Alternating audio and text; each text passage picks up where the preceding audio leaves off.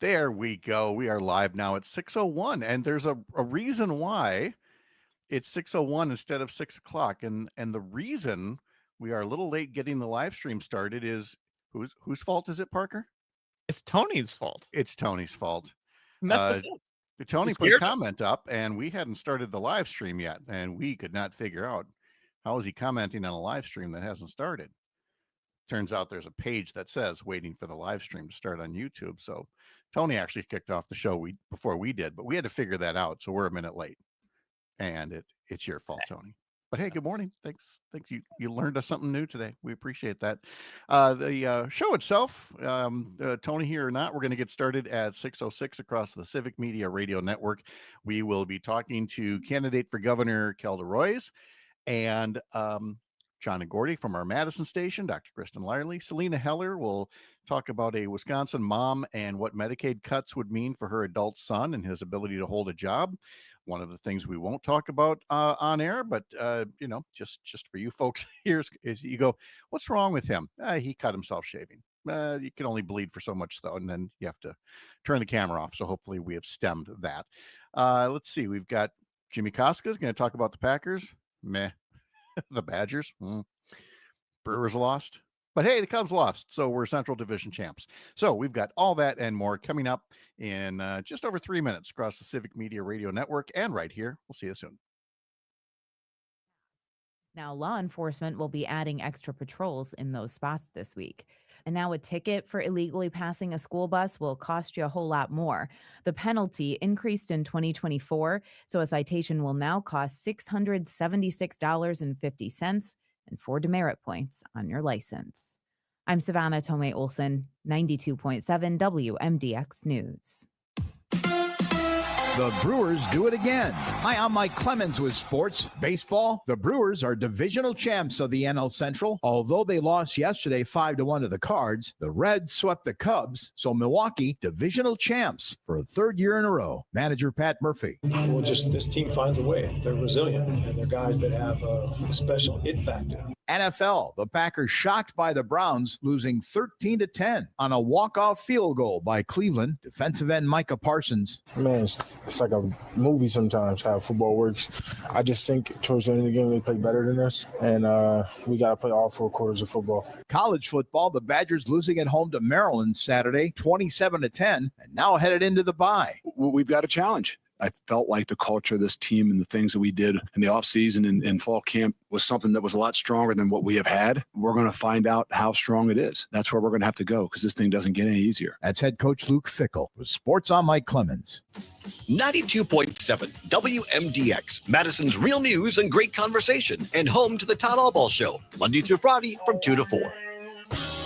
I'm meteorologist Brandon Bormans. Some patchy fog possible early, otherwise a mix of clouds and sun. An isolated shower or storm possible in the afternoon with highs in the mid to upper 70s. A better chance for showers and thunderstorms tonight, a mild night with lows in the lower 60s. It's 58 at our studios. Hey, Gordy, I got to admit, these hearing aids from Madison Hearing Aid Center changed my life. Mine too, John. I thought I needed subtitles to talk to my grandkids. And these aren't those old giant clunkers we saw in the old days. It's got Bluetooth, it's rechargeable, the works. Yeah, my phone connects straight to my ears. I'm basically a cyborg now. Hey, you just figured out texting last year, too. Yeah, baby steps. But I did call Madison Hearing Aid Center, and you should too. 608-249-4077. 608-249-4077. Tell them John and Gordy sent you.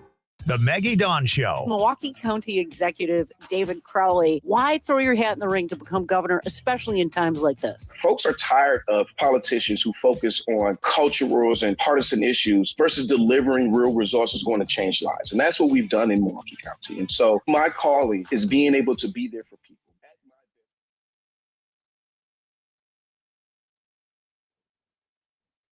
Who's ready to do a show? Y'all ready to do a show? I mean, Tony's ready. I mean, Tony. I mean, taking credit already. So, yeah, I guess we'll do this.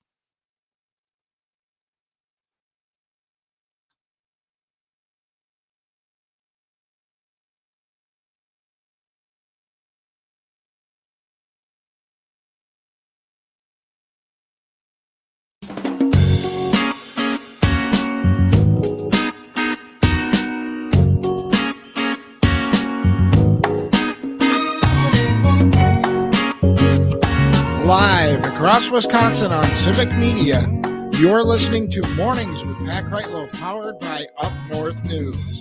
Now, from our Lake Minnesota studio, here is the founding editor of Up North News, Pat Kreitlow. Well, hey there, Wisconsin. Good morning. It is 6:06 on a Monday morning, September 22nd, 2025. Another beautiful morning to have you here up north, live from Lake Minnesota, from wherever you're spending your mornings, listening across the Civic Media Radio Network or joining us through social media, podcast, however you got here. Great to have you starting your week right here. I got a question for you. What will you do with your final 7 hours of summer? Because we have just about run out of summertime. Fall officially begins at 1:19 this afternoon, our time, when the sun is right over the equator. Though, let's be honest, it already feels like fall for multiple reasons. Well, the Packers are playing, which sometimes breaks our heart. The Badgers are playing, meh. And the Brewers are playing fall baseball once again, which is pretty cool. So we're leaving summer behind. And so let me ask the question another way. What is the best part of fall in Wisconsin? What's your favorite thing about being here? What's your favorite thing to do? Do you go someplace in particular to see fall colors? Is it about getting to high school football games? Is it some favorite sweatshirts or jackets that you can pull out again? What is it that you like most? We'd love to hear from you about fall in Wisconsin and what makes it so nice. You can put questions or comments to the show all the time, of course, on Facebook and YouTube. That would be the Up North News Facebook or YouTube pages, and the Civic Media Facebook or YouTube pages, or use that Civic Media app and either send us a text message or use the voice note feature and send along a little something about what's so great about fall in Wisconsin. Coming up on the program later today, Kelda Roys has been a candidate for governor for 1 week. She will join us at 7:35 to talk about why she's running and what she thinks will make her stand out from a growing group of Democrats seeking to be the nominee next year to try to succeed Tony Evers and keep Republicans from taking over the governor's post. You can follow Up North News by getting our daily newsletter. Head over to upnorthnewswi.com, click subscribe up in the top banner. One of the stories today tells you about Wisconsin businesses that are staffed by people living with disabilities. Overall, Wisconsin is coming off back-to-back years of record high employment rates for workers with disabilities. But keep in mind, that's made possible in large part due to the assistance that people get from Medicaid for healthcare, therapy, vocational training, and more. And yet, Donald Trump and Republicans have decided to take a meat cleaver to Medicaid. So while you're reading that story in the newsletter today, also get set to hear just after 7 o'clock from Up North News, Salina Heller. And she'll tell you about a Wisconsin mom talking about her adult son and the assistance that Medicaid provides in order to give him some dignity and independence until people like Donald Trump come along who find him to be disposable. Also, back in the newsletter, we've got a link to my story on the current gubernatorial field as we await decisions by Democratic Attorney General Josh Kaul and Republican Congressman Tom Tiffany. And Tiffany hinting that he may make an announcement on Wednesday of this week. A lot to cover here, so we should ask Parker Olson what he thinks of all of it, since he's producing this wonderful shindig down in Madison at the top of State Street, 1 block off the Capitol Square. At the world headquarters of Civic Media. Mr. Parker, how are you? Doing pretty well, Pat. I'm feeling pretty good. I have worked pretty hard to flush 2 awful losses on the weekend. That's where I'm at. The Packers and the Badgers, I assume. Packers and the Badgers. You know, I watched all of the Packer game. Mind you, my uncle is a Browns fan. Yes. I have yet to hear a lot from him, which is very good because I don't need to hear a lot more about that game. I don't. Well, I mean, what can you really say, right? I mean, yeah, for folks who missed it, the Packers were up. I mean, it wasn't a rout or anything like that, but with 3 minutes left, the Packers are up on the Cleveland Browns 10-3, and they're driving. I mean, it started at about 6 minutes left in the game. So all you got to do is run out the clock. Emphasis on the word run. Yeah. Run out the clock. Yeah. There's some dumb penalties in there. And then Jordan Love, I get it was third down, right? So, felt the need to throw. Don't know why. You've been handing it to Josh Jacobs the entire game. Yeah, he throws. He says it's miscommunication with Dontavian Wicks. I'm just saying, why are you throwing on third down like that? And as ugly as it was, the Browns intercept. They score. It's 10-10 now. Still time left, but a field goal attempt with 27 seconds left is blocked. A couple of Browns plays later, they try a 55-yard field goal, and it is good. And they win 13-10. Now you can also blame the offensive line. Jordan Love was sacked 5 times. They've got all kinds of a couple of backups in there. All kinds of offensive line injuries. I get that. Both defenses were very good for this game. And let's see, Tony putting on YouTube, Cleveland's strength is its defensive line. The Packers' weakness is its offensive line. Yeah. It was just a bad matchup. Yeah. Here, the thing for me is that the Packers are due for about 2 of these kinds of losses every year. So I'm not raising alarm bells or anything. No. It's just really frustrating to see it happen really repeatedly under Matt LaFleur, because frankly, it seems like a coaching thing, because it seems like the entire team was sleepwalking through that entire game. It was boring. Like, sorry, yeah, it was boring. We had already planned to go see a movie, so we did not. I did not see the very end of it. And congratulations. Yes, thank you very much. That's all Sherry's doing. She's like, it is too early in the season to be sitting down for 3 hours straight watching a game, sitting on a bar stool. The Brewers are still playing, and so it's tough to get into full Packer mode yet. It's a nice day out, and so let's go do that. And I was like, yeah, I'm good with that. So we saw this movie called A Big, Bold, Beautiful Journey with Colin Farrell and Margot Robbie.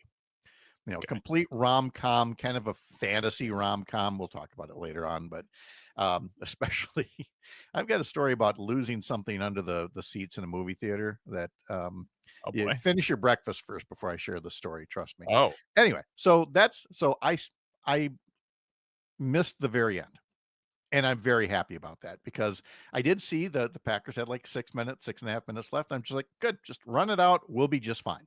yeah. And you know as well as I do, we've both said this before. It's one of those games where it's like, well, if they screw up this one, I don't want to be around to see it. Yep. That's exactly what happened. So Yeah. No, anyway, so the Packers move on. They will be in Dallas, and that'll be a Sunday night football game next week. So you'll be able to hear that Sunday night game, and you'll be able to hear us sound especially sleep deprived tomorrow or next Monday morning next week. Yep. When we're doing this. You thought the Packers were sleepwalking yesterday? Wait till next Monday when we're sleepwalking through this show. Badgers, they can't even say it was sleepwalking. They were just trounced by Maryland 27-10. The score was 20-0 at halftime, with the student section chanting "Fire Fickle." Wisconsin is now 15 wins and 15 losses in Luke Fickle's coaching tenure.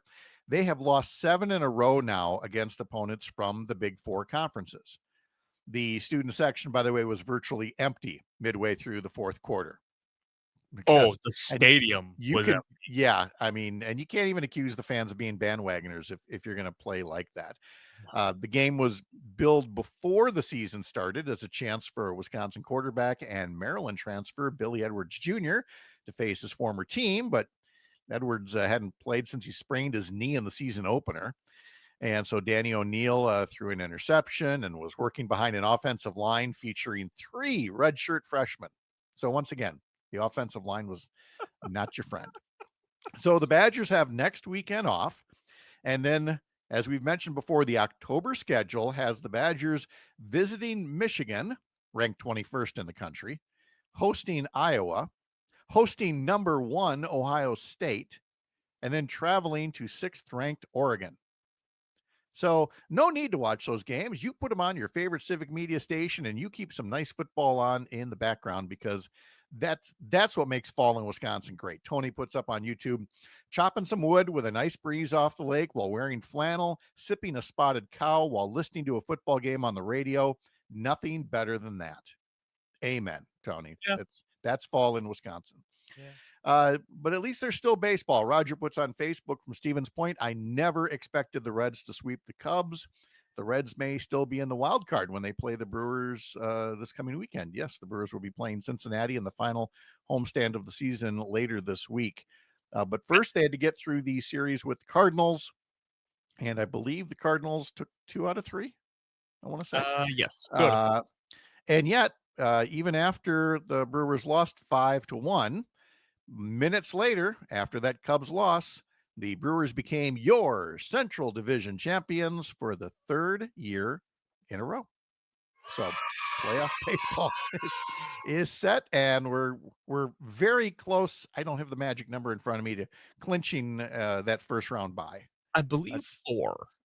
I think they already have a first round bye. Okay. It's just that they're now it's for home field. Yes. for home field for the entirety. They have to stay ahead of the Phillies to get home field, well, NL and World Series if they were to get there. So there are still things to play for this week, which I always like. It's like, look, you can't just be dogging it yet. There's still things to play for.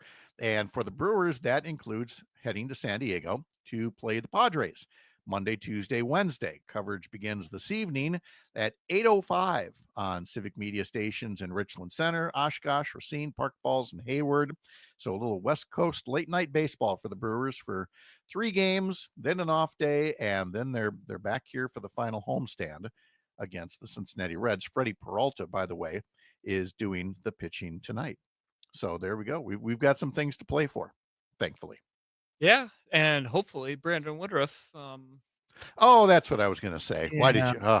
Yeah, I'd almost forgotten. I'm sorry. I hate to be the bearer of bad news. No. I'll be the bearer. I just here it is. Brandon Woodford, Big Woo, is out for 15 days. He was put on the injured list yesterday, putting his availability for the playoffs in jeopardy. Woodruff just returned this season after a shoulder surgery in October of 2023. He says he felt something funny in his tricep during a bullpen session on Saturday. An initial evaluation traced the issue to a lat in his upper back. And the news, of course, comes just 4 days after left-handed pitcher Jose Quintana went on the 15-day injured list with a left calf strain. So the Brewers have pitching injuries heading into the playoffs. In other news, the sun rose in the east today. So, you know the meme of the dog sitting on a chair, sitting with the fire all around, saying, "This is fine." That's just how I feel. Yeah, everything's okay. Mhm. Fine. That's exactly where we are. Yes. We will continue to look forward to throughout the course of the morning, even despite the things we say about the Packers, the Badgers, and the Brewers.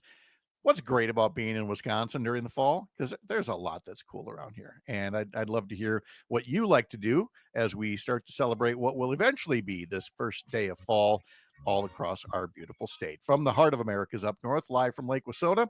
Thanks for making this the place to spend part of your mornings. I'm Pat Kreitlow. This is the Civic Media Radio Network.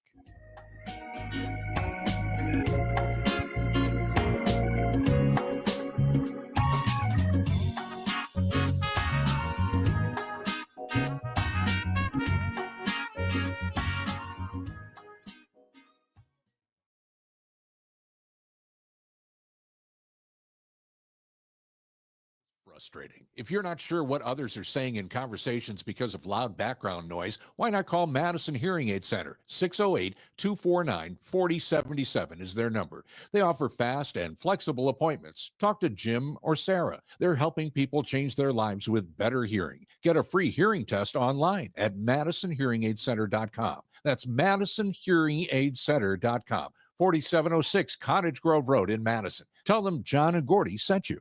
Craft cocktails, live events, a playground for the kids, and yes, self-serve instant ramen bar and drag bingo. It's all at Downdrin's Distilling in Cottage Grove. It's not your average tasting room. Pet-friendly, family-friendly, flavor-packed. Visit downdrins.com or stop by today. Does Trump's big bill end taxes on tips and overtime? No. President Donald Trump's new law exempts certain tip and overtime income from federal tax, but the deductions expire in 2028 and come with limits. Workers earning under $150,000 can deduct up to $25,000 in tips and $12,500 in overtime. Social Security, Medicare, and state taxes still apply. The Tax Policy Center says 2% of households will benefit from the tip provision, saving $1,800. The White House estimates $1,400 in average annual savings from the overtime deduction. I'm Trisha Young for Wisconsin Watch. Fact Briefs are bite-sized fact checks of trending claims produced by Wisconsin Watch and GigaFact. Read more at wisconsinwatch.org.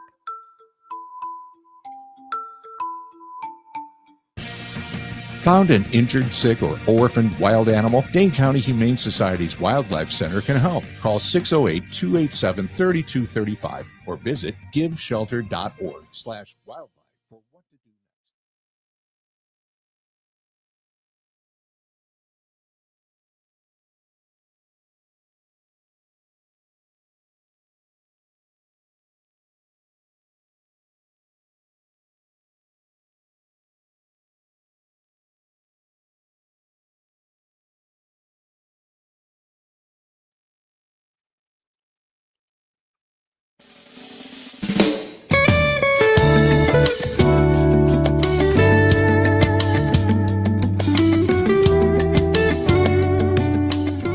If you're a fan of Mornings with Pat Kreitlow on the radio, well, let me suggest Sunday Mornings with Pat Kreitlow in your newsletter email box.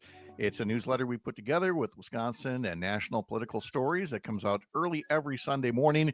It also includes our question of the week. And this week, the question is, who's to blame if there's another government shutdown? Now, there hasn't been one for a while. They keep kicking the can down the road with these things called continuing resolutions. But it's really starting to look like the middle of next week, there may be a government shutdown for reasons that are explained in the newsletter. So who's to blame? Is it Republicans because they stubbornly don't want to negotiate with Democrats, even though they need Democratic votes to pass a budget? Is it Democrats who should let the Republicans have their way because Republicans are in the majority and they shouldn't be an obstacle? Is it Donald Trump because Mr. Art of the Deal should be able to forge some kind of a deal here? What do you think? The people that get to answer that first and see the question first sign up for our question of the week. Sign up at UpNorthNewsWI.com and hit subscribe to get our newsletters. You know who else has newsletters? Civic Media, including a new flagship daily newsletter, Civic Media Today. Get signed up for that. Head over to Substack.com. The address for the newsletter is civicmediatoday.substack.com. Again, civicmediatoday.substack.com. Tomorrow on the program, Hans Breitenmoser will be along, Cam Stevenson from Washington, D.C., Dan Schaefer from the recombobulation area. Dr. Kristen Lyerly will be coming up next. Salina Heller not far after that, adding some levity to the program. But before we get to the levity, well, a little bit of seriousness in the news, at least from the standpoint of a political rally that was held yesterday in Phoenix. It was a 5-hour rally.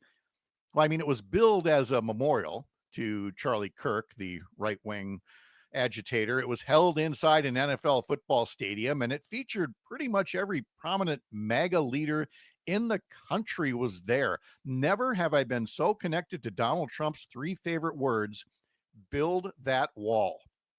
I mean, give away Phoenix, keep everybody there, heal the rest of the country. But it didn't work that way. And the country will not heal based on anything that was said in Phoenix yesterday. Yes, Kirk was eulogized as someone who loved his family and claimed to love his country. And yes, Charlie Kirk's widow did say she forgave her husband's killer. She said, quote, "The answer to hate is not hate."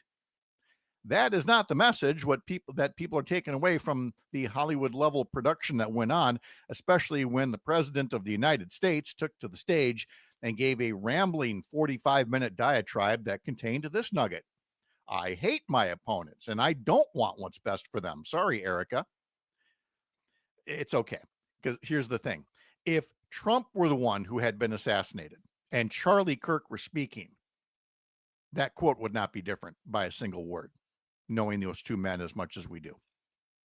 Now, the president bounced around between honoring Kirk and promoting his own political agenda. He said, for example, an announcement was coming on Monday about autism, which, trust me, will not be rooted in medical science. He talked about sending troops to Chicago, yes, at a memorial service. He talked about the tariffs he'd slapped on foreign countries, the reasons why prices are higher than they were last year when he was promising to lower prices on day one. Remember that? And as he kept getting more political, people were leaving the arena by the hundreds. He told all of the usual lies. Anyone who opposes him must be a, quote, paid agitator. He said he was sicking the Department of Justice on a so-called, quote, network of radical left maniacs who fund, organize, fuel, and perpetuate political violence, end quote. Keep in mind, he dismantled the part of the Department of Justice that was going after the real cause of political violence in this country, of course, coming from the far right. After all, how many of the January 6th insurrectionists are now hiding behind those masks in those deportation raids? There was a great effort by Trump and the others to turn Charlie Kirk into some kind of a martyr, maybe even a saint. Make no mistake, he was neither. And frankly, the window has closed on any chance that Charlie Kirk will be remembered fondly. Here's why.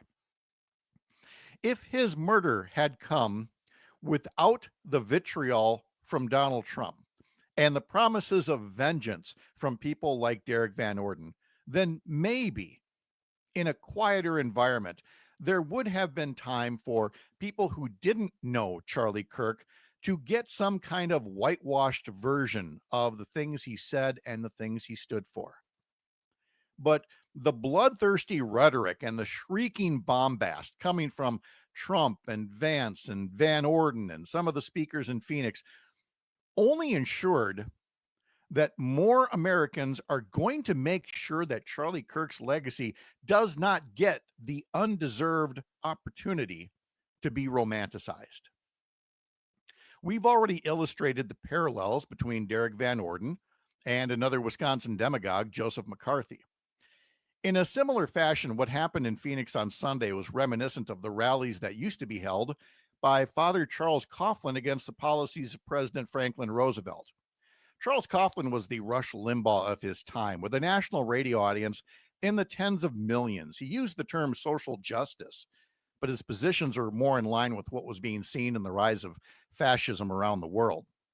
Eventually, the man whose angry views were for a time embraced in big audiences on the radio and at rallies was seen for what he was and is now mostly forgotten. That will be Charlie Kirk. Those of us who've known of his words and his work for years before most Americans, we will help keep the history books on the straight and narrow. And the rally in Phoenix may as well have been held behind a wall. We'll have Dr. Kristen Lyerly coming up and today's history lesson, all in just a moment. First, the Midwest Farm Report here across the Civic Media Radio Network. I'm Pat Kreitlow. You're up north.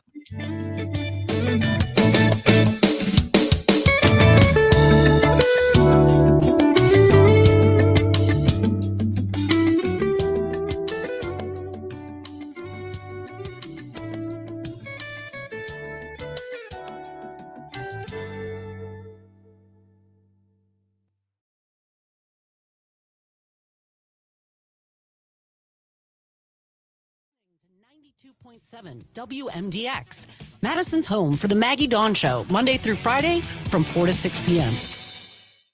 Soon the roads are going to be filled with trucks, tractors, and various other agricultural machinery as harvest moves into full swing. But that may also create some new obstacles on the roads. I'm Stephanie Hoff for the Midwest Farm Report, and here with tips on how to safely maneuver around farm equipment is Lieutenant Bill Berger with the Wisconsin State Patrol. When you're coming on some of these town and county highways, you know, you run into more hills and things like that where visibility might not be as good as on a state or federal highway. just be aware of that potential, that blind hill. There might be something on the other side of it to be preparing for before you even see it or know it's there. Just be conscious of those type of things. Something else to be concerned with is just be looking for the slow moving vehicle signs, the SMVs. Lieutenant Bill Berger, along with us from the Wisconsin State Patrol. He also reminds us that the stopping time for large farm equipment is much longer than typical vehicles due to their weight. So be mindful of that. Find the full conversation with Lieutenant Berger at Midwest Farm Report. There's Dr. Larley now. Morning. How are you? I am all right. How are you? I'm pretty good. How was your trip back? So good. Oh, good. It Yeah. looked like you had such a lovely time. Oh my gosh. I'm still recovering from this knee surgery, so I I've wasn't heard. like, yeah. So I wasn't like my best self. I wasn't able to do all the things I usually do, but You did a lot. I did a lot. And my colleagues are amazing, and it was just an incredible bunch of days. That's great. Yeah, I loved the little talk about like, some people's shop talk is this, ours are episiotomies, things like that. You're going to be seeing more of me and Laura Hanks together because Laura actually stepped in on Jane's show when we used to do at your cervix, Mm-hmm. public cervix announcement. That's what it Yes. was. Laura stepped in when I had to step away. So she and I, we do some fun together. Good. Very Yeah. nice. Okay. Oh, let's see. All right, so we got that one first. Yes, and Tony says as well, huge news. So congratulations. Thanks, You're that much closer to becoming Prime Minister of Canada and Peru or something. or something. I mean, two places Sherry would travel back and forth to, Saskatchewan and Peru. I mean, you guys could have winter and summer homes. So Let's not forget Manitoba. They're on the list. I know. Just saying, we got friends in Saskatchewan, just bouncing back and forth. That would be fun. That's right. That's right. Let's see. And then, so when did you fly? When did you travel back? I drove. Oh, when did you drive? Yesterday I got back at like 9:30. I drove Okay. because I didn't know if I was going to be able to bend my knee enough to be able to sit in a plane for any Sure. period of time because it's only been 3 weeks. But Yeah. actually I can bend my knee really well. I'm really, really, really lucky. Alicia. Speaking of episiotomies, well, yeah. Oh, are we talking about episiotomies this morning? We don't really do No. them No, all we're that not. often No. anymore. No. Yeah. I mean, we could talk about vaccines. That's going to be news later today. That we are going to talk about. So What about vulvar cancer? we can. It's half your show. We can go wherever you need to go. No, that's too depressing. That is half your show. No, vulvar I'm cancer. not going to host this with you. Abnormal uterine bleeding? I got my normal show on the weekends. So Oh, right. all right. What do I got? 45 seconds here.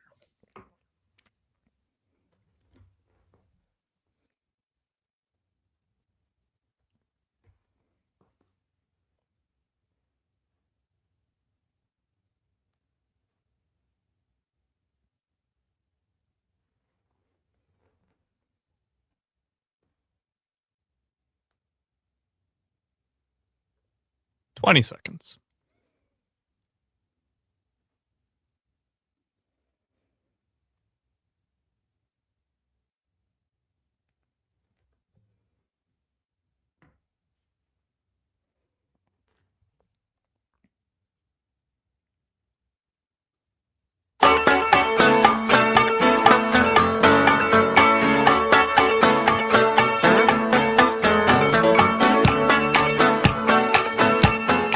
Today's history lesson begins with a factual error, courtesy of Earth, Wind, and Fire.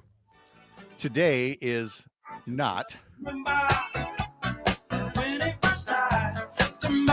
That was last yesterday. night. Well, we're off the 21st night of September, and so we just thought we'd throw that out there from this Earth, Wind, and Fire song from 1978. Why did they pick the 21st night of September? They said no reason. The line just sounded good. Yeah. Yep. Just I for was fun and definitely giggles. singing that song all day yesterday because it makes I'm- people Oh, yeah. happy. I am sure you were. Dr. Kristen Lyerly is here now. Good vibe. because if there's somebody that's liable to sing in a car for a long drive, it's her. Or I Salina wasn't in the Heller, car. who is here as well now. So who also makes her share of long drives. So Yeah, I do. good morning, ladies. How are you? Good morning. Good morning. Good to have you all here. It's funny. I could have gone with that based on the calendar. I could have just as easily gone with we're doing the TV debuts, and if ever there were a theme song that would have worked, it would have been this one from a show that debuted on this day in 1994.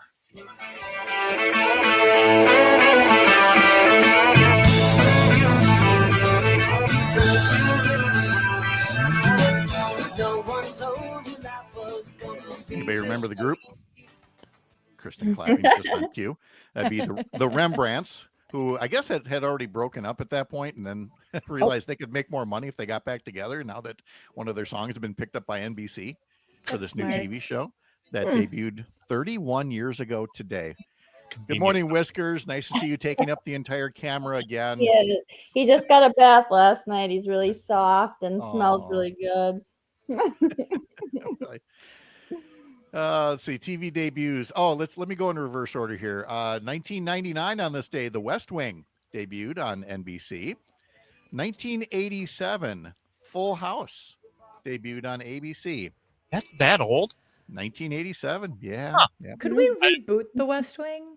Could we Wouldn't that be reboot kinda The West nice? Wing? It has been kind of rebooted if your algorithm is set up in such a way, because that's my TikTok is like it's West Wing clips all the time, and it's getting to the point where I'm like, I don't know if I watched those ones. I mean, I definitely watched seasons 1 through 4, but I may have missed some of the later ones here. I'd love to see your algorithm, Pat. Yep. It's all Get Ready With Me and YouTube, West Wing. Get ready. Let's see. 1982 marked the NBC premiere of Family Ties with Michael J. Fox. Now we're really going back. And I'll give you one more. Charlie's Angels debuted on ABC this day in 1976. Wow. Yeah. Did you watch the movie reboots with like Drew Barrymore and Lucy Cameron Liu Diaz? and Cameron Diaz? No. Did not? Okay. No. I really liked the first. I did. The first one was very campy. I liked it. Then it kind of went off the deep end after that. I remember arguing with my friends in grade school about which angel I was. Really? Yeah. I'm Because guessing your hair it was was like darker. it was like a boy band thing, like you identified with one of them. So it Yeah. was like, well, am I more Brie, like more smart and practical, or more like, like Farrah Fawcett's character who had the cool car and the hair? These were complicated issues in elementary These school. are important questions in life. Your We need to- questions were like, which one are you? And ours were more in the, Ginger versus Marianne, Betty versus Veronica, Monica, okay. Anyway. Let's see. Does anybody have a birthday that they would want to wish a happy birthday to coming up, or just had one? My son's girlfriend's birthday was yesterday, which is part of the reason that I was singing that song all day long, because I kept calling her and bugging her. Oh, Happy birthday, you ready? Rachel. You ready? All right, well, here you go. Birthday to you. Happy birthday to you. Happy birthday. What's the girlfriend's name? Rachel. Dear Rachel. Okay. The reason that's there is that it was on this day 10 years ago in 2015 that the Happy Birthday song's copyright was ruled no longer valid, putting the song into the public domain. And I remember that well. For the first decades of our radio career, you could not just play the Happy Birthday song willy-nilly because it was licensed like anything else. Oh, Now I've got another fair one. game. Can I shout Yes. out another birthday? Sure. Mrs. Marnie Sanderfoot, who teaches special ed at Kaukauna High School on September 20th. It was her birthday. My sister's was. Mine is this week. How about that? Wait, yours is this week? We're There we go. burying the lead here. Okay. And so when? Saturday. Okay. All right. Look at that. She's Can't make a live appearance for it. Dang it. I know. No, I can't. We don't know your age. We're not going to ask. I just know it's not as old as Never Tony ask. Basil because today is her birthday and she's 82 years old today. What? Yeah. That's impossible. She's always in high school. She will forever be in high school. This does because not of- sound like an 82-year-old. No, does not. But I wonder what she sounds like. she'd now, been right? performing a long time, doing a lot of choreography, mostly things like that. I remember seeing a story about her a couple of years back. Still very active. Yeah. Whoa. Let's see. David Coverdale is 74 years old today. He fronted Deep Purple from 1973 to 1976, and then formed his own band, Whitesnake. Again, David Coverdale is 74 today. Does this make you want to like dance on the hood of somebody's car? Again, we're coming back to characters that you know are associated with. Perhaps so. Happy birthday to Debbie Boone. She is 69 years old today and had the hit of 1977. Nice. So many nights I'd sit by. We're not holding this all the way through You Light Up My Life, but that's the song if you're not familiar with it. If there was an audio definition of the word schmaltz, that Schmaltz, would be it. That would be it, yes. And yet it was number one for like half the year of 1977. And that if anybody goes, how is it that disco was able to make inroads? Well, that's what we were living with, was the mid-decade era of soft rock. And we were ready for anything after that. So disco, come on in through the door. By the way, Debbie Boone's dad, Pat Boone, who we've mentioned frequently on this segment, still with us at age 91.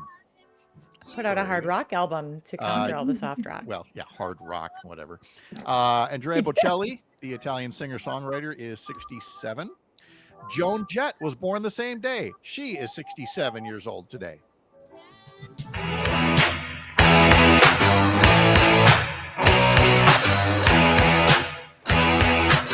think you were more of a Joan Jett person or a Tony Basil person? You know, with the poppy, preppy cheerleader stuff, or more Joan Jett? I think I was probably more Tony Basil, but I wanted to be more Joan Jett. Joan Jett had joined the music scene as a guitarist for an all-girl punk band called the Runaways, and later would form Joan Jett and the Blackhawks. Their debut, or Black Hearts, I'm sorry. Their debut album was turned down by the first 23 record labels they approached, even though it included this song, which would become a #2 hit. She was like 14 or 15 when she joined the Runaways. I mean, they were children. Mm-hmm. Yep. Just babies. Let's see. On this day in 1975, Sarah Jane Moore tried to assassinate President Gerald Ford. And this was only 17 days after Lynette Squeaky Fromm also fired a gun at Gerald Ford. Both missed. Moore was an accountant, Sarah Jane Moore, and said she wanted to spark a violent revolution to bring change to America. She was given a life sentence. She was released from prison at the end of 2007 after serving 32 years. She is still around at age 95, Sarah Jane Moore, whose claim to fame happened 50 years ago today. On this day in 2003, during the auditions for the 3rd season of American Idol, we got to meet somebody named William Hung. Oh, boy. She bangs, oh baby, when she moves. I go crazy cause she looks like a fly, but she stings like a bee, like every girl in history. Anyway, a very lively but stupefyingly bad rendition of the Ricky Martin hit. And sometimes you hear something and you go, I think the producers just killed their own show with that. And I was wrong. I was totally wrong. People just, they couldn't get enough. Made you smile. It did. Yeah. So there you go. Let's see, on a more serious political note here, it was on this day 6 years ago that a U.S. intelligence officer made an official complaint about a call made by then President Donald Trump to the Ukrainian president. Trump acknowledged on this day that he did talk about withholding American military aid in an extortion bid to get Volodymyr Zelensky to investigate Joe Biden's son, Hunter. Why did the intelligence officer report this call? Because it was wrong. It was criminal activity, and Congress impeached him for it, but enough Senate Republicans got him off the hook because they chose to condone criminal extortion against a nation under attack. In a somewhat related note, on this day in 1970, President Richard Nixon requested 1,000 new FBI agents to surveil college campuses.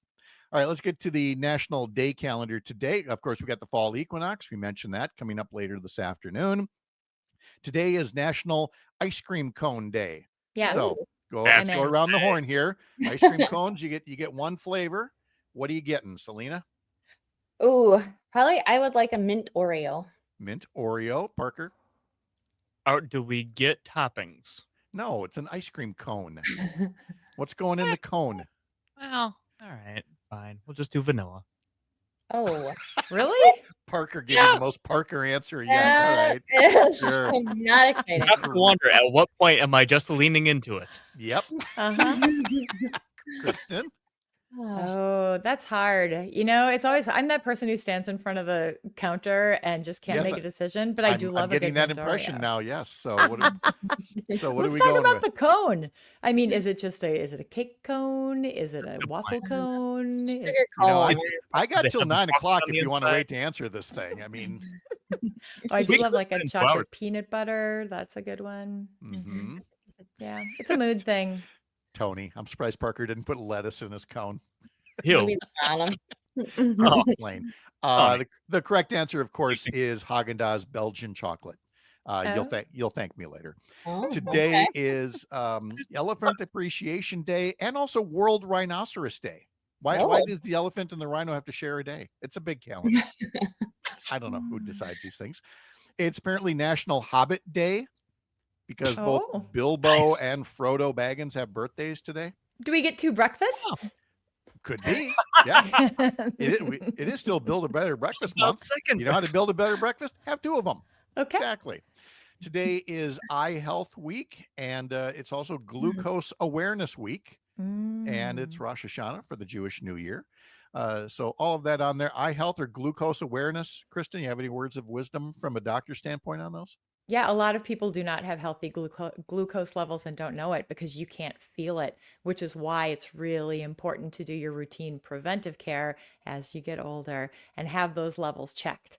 If your glucose is high, we can treat it and we can ward off heart disease and lots of other ugliness down the road. So, routine preventive care, my friends. Same thing Very- for eye disease. Very nice. And Tony puts on YouTube, my kids are hobbits. They always eat first and second breakfast. So there you go. It fits. And just a little bit, Salina Heller is going to have a story for us about a Wisconsin mom talking about her adult son and what these upcoming drastic cuts to Medicaid would do to his dignity and independence. I'm Pat Kreitlow. This is the Civic Media Radio Network.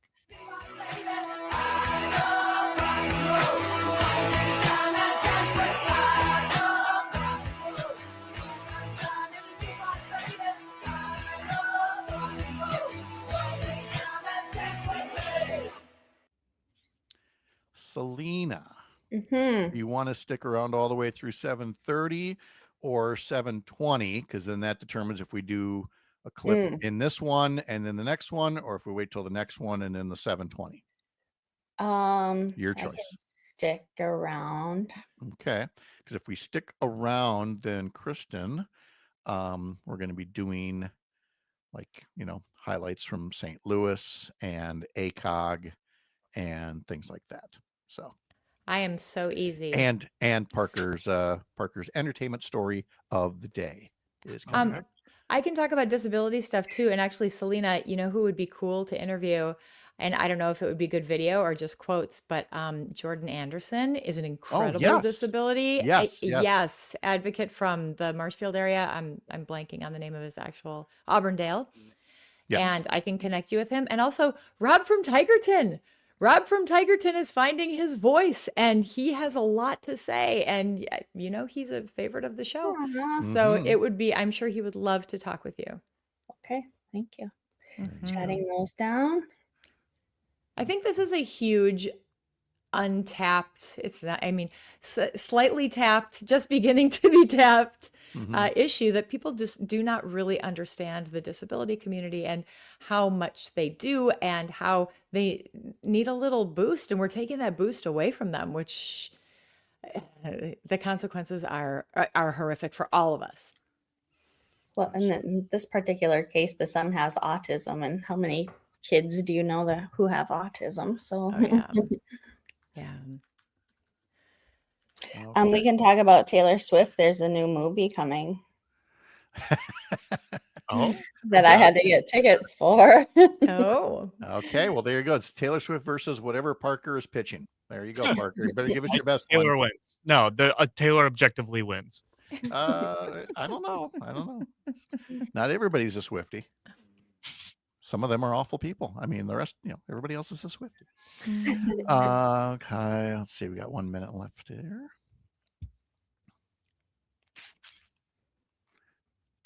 Yes, Laura Hanks and I also did a little video about when we were in St. Louis about when Taylor and if Taylor and Travis have a baby and they need an OBGYN doctor, we offered our services since we were right there in St. Louis. So just like a 4-hour drive away. Yeah, it's a little high. Yeah. Kansas City. Yeah, Dr. Hanks is a big Swiftie. No. Okay. All right. 30 seconds.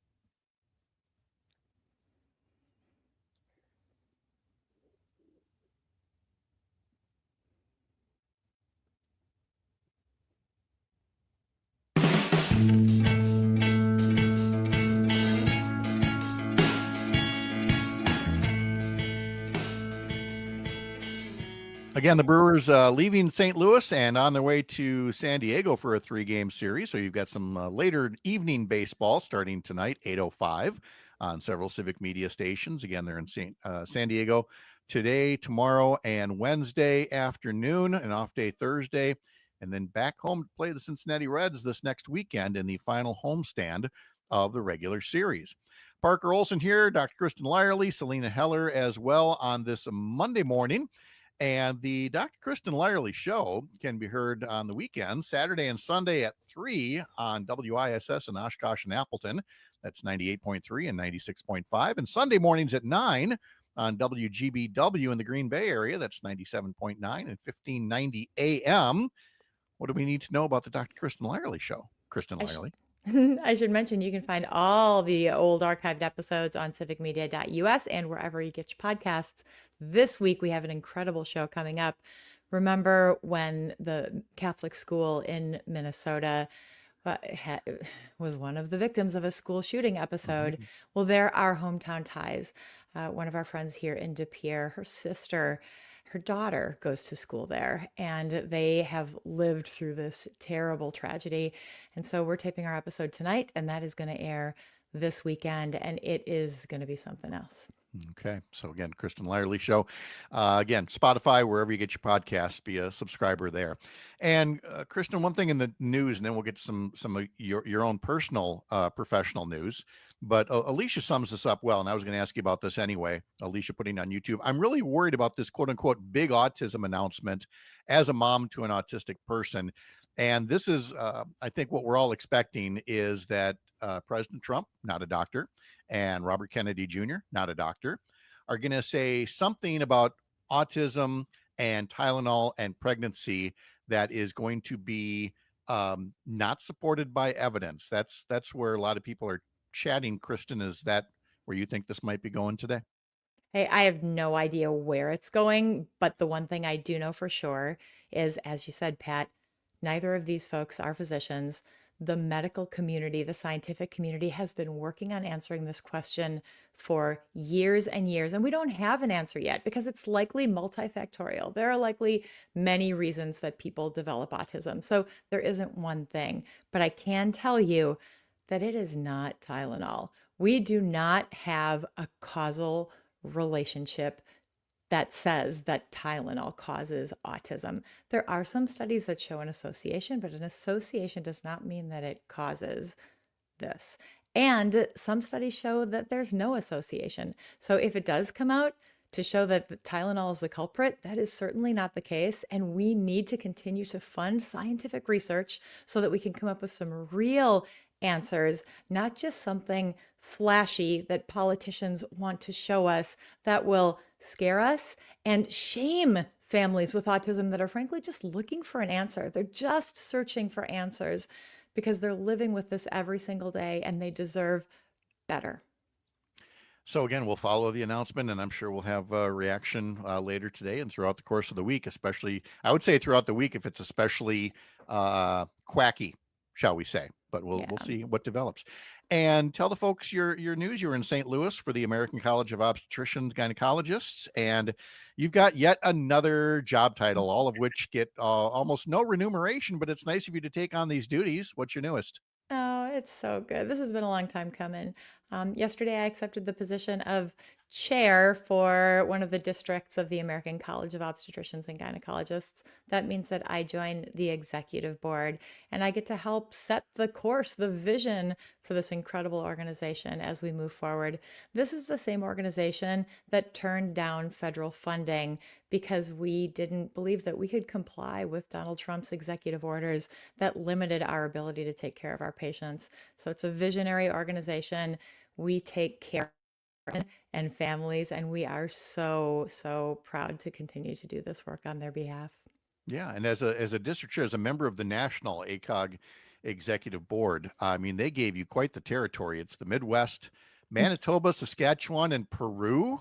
Did I see that correctly?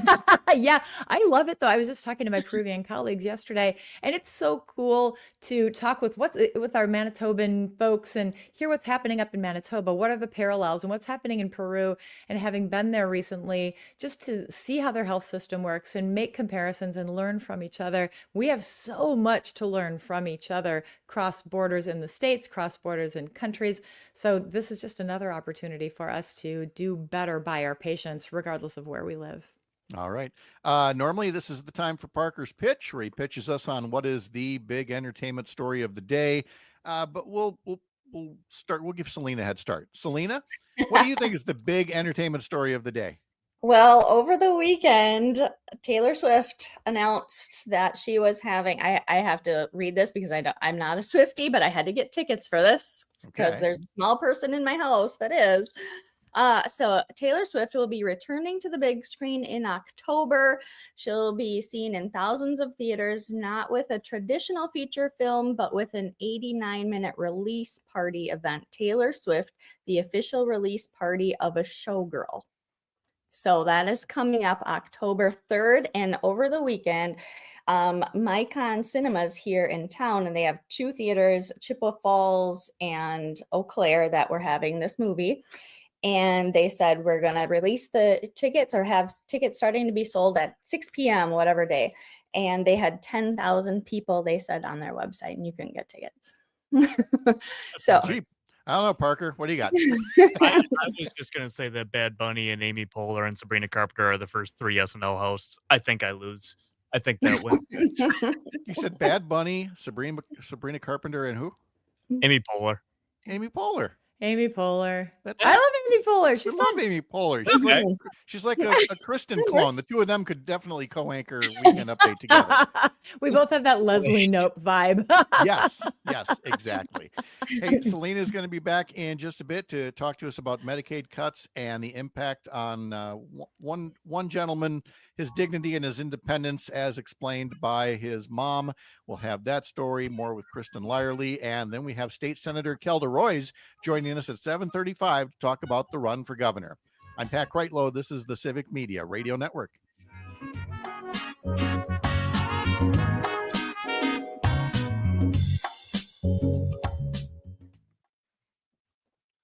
I don't know. That was a good story, Parker. But what are you going to do? You got a good one, and then Taylor Swift comes up. So. Yep. Yeah. I had to go to the theater because you couldn't get on the website. So is Kelda live or is she taped? Kelda's live at 7:35. Can I stay on? Of course you can. Yes. Hang around. Okay, so we're gonna do the 2 tapes, Salina, and then you want to hang around and do the third one at 7:20? Sure thing. Okay, all right. Let's see. I think that's all we need to get started here. So I'll see you all in a bit. Okay, I'm gonna go get some ice for my knee. I'll be back. Today, the president's expected to make an announcement on autism, and the Washington Post is reporting the administration will link Tylenol use in pregnancy to autism. Tylenol's manufacturer says science shows the drug is safe. Tens of thousands celebrated the life and work of Charlie Kirk at a memorial for the conservative activist in Arizona. And the UK and Australia said they'll recognize a Palestinian state, angering Israel as the UN General Assembly begins. This is ABC News. Farm news that impacts you and your community from the Midwest Farm Report throughout your day on 92.7 WMDX. For 92.7 WMDX News, I'm Savannah Tomei Olson. A bill that would help first responders treat opioid overdoses is now on President Donald Trump's desk. Senator Tammy Baldwin authored the Safe Response Act. It gives $57 million per year until 2030 to help first responders save lives when people are suffering from fentanyl overdoses. Baldwin has been vocal about addiction struggles in her own family, and this bill was crafted with bipartisan input. It passed the Senate unanimously, and now it's waiting for the president's signature. And a UW-Madison professor testified to Congress about nuclear fusion. The House Science Committee's Energy Subcommittee held a hearing last week about the future of fusion, and one of 4 witnesses was Stephanie Deem, who's conducting experiments at UW-Madison to make fusion power easier and less expensive. Fusion is a dense, virtually limitless source of power derived from hydrogen that could radically transform humanity. Fusion, the process that powers the sun, occurs when light elements are forced together and combined under extreme conditions, releasing vast amounts of energy. On Earth, we use magnetic bottles or powerful lasers to create these fusion conditions. Fusion gives us hope. Lawmakers on the subcommittee say it could be the future of energy in America.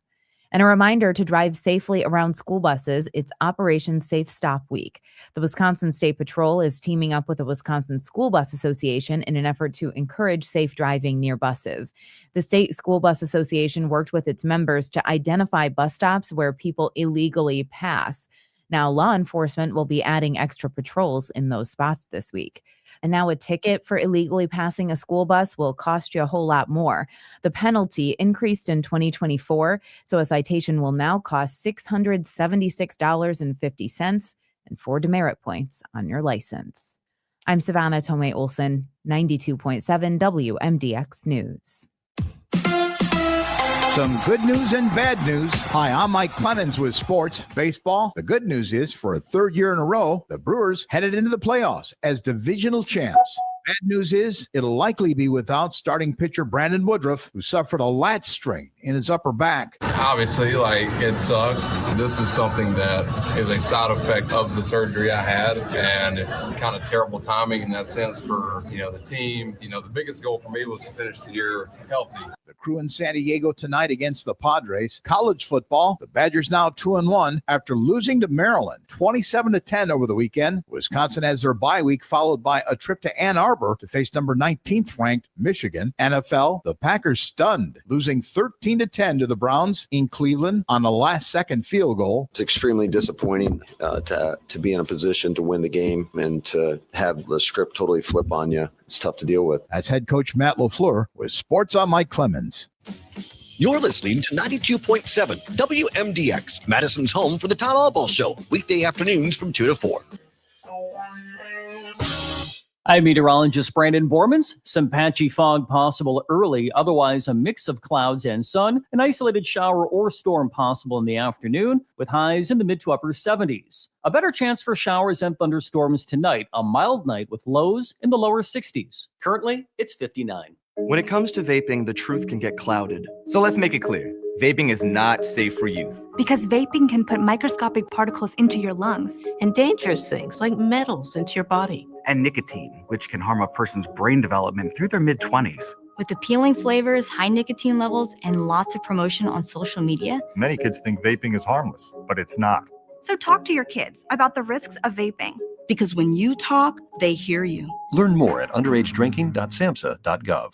Nightlight with Pete Schwaba. Frank Herman's. When we moved here, I called the Y because my daughter was like, 7 years old. I said, hey, I'm calling about your beginner's gymnastics class. I'm 40 years old. I've never had a gymnastics class. So do you think I should start there?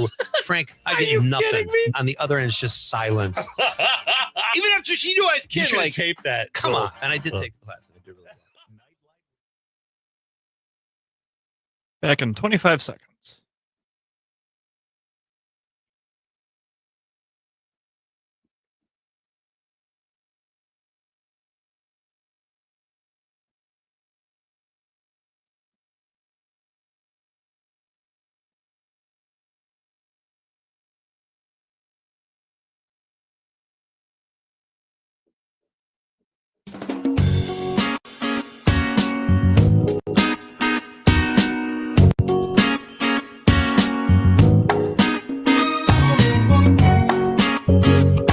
Live across Wisconsin on Civic Media, you're listening to Mornings with Pat Kreitlow, powered by Up North News. Now, from our Lake Wissota studio, here is the founding editor of Up North News, Pat Kreitlow. Hey, good morning. It is 7:06. Nice to have you back here up north on this Monday morning, September 22nd. Parker Olson is producing things down in Madison Studio A2. And we are joined by Dr. Kristen Lyerly, by Salina Heller, by Brittany Merlot, Civic Media meteorologist, to talk about weather on the day as well. And we have State Senator Kelda Roys joining us 30 minutes from now to talk about her run for governor. And if you missed it earlier, we'll tell you how the Brewers have done on their way to getting that pesky magic number out of the way as Kristen highlights her Brewers jersey for your Central Division champions for the third year in a row. But now it is time. Yep, it's we get to unveil it right here at 7:07 on a Monday morning. Time for the day's first round of the Go for the Green and Gold Text to Win contest. Yes, green and gold, as in cash and jewelry. Here's how to play. The texting is done through the Civic Media app. You're going to look up a station, and you're going to hit the text button that's in there. And for the 7 a.m. hour, you have to text us this hour's keyword before 8 a.m. There will be 7, count them 7, chances to enter throughout the day with different keywords each time. Then, of all the day's entries in this multi-state, multi-station game, one lucky winner each day will get $200 cash and a gold-plated chain.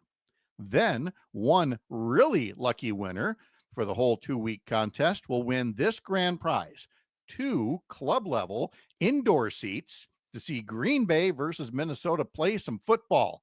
It's a Green Bay home game on November 23rd at noon, plus a gas card to get you to the game. Total value of this grand prize package is more than $1,500. Now, the fine print, because it's the first time we're doing this.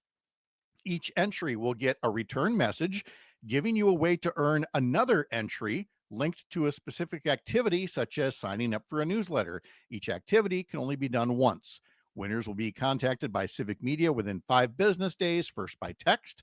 Full contest rules at the Civic Media website, civicmedia.us/contest-terms. All right, you ready? Here's this hour's keyword to text us before 8 a.m. The keyword is new, N-E-W. New. Text that before 8 a.m. to be part of the Go for the Green and Gold contest. Your next chance to enter will be during the 9 a.m. hour of Matt and Air on air. 7:09 now as we head over to meteorologist Brittany Merlot. It was thunderstormy, keeping some of us from getting a full night's sleep across Wisconsin, but we're now, because it's the first day of fall, I get to use this line. Well, Brittany, it ain't snow yet.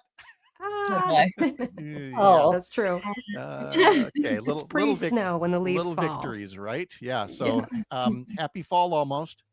Happy fall, y'all. Oh, one of my favorite seasons.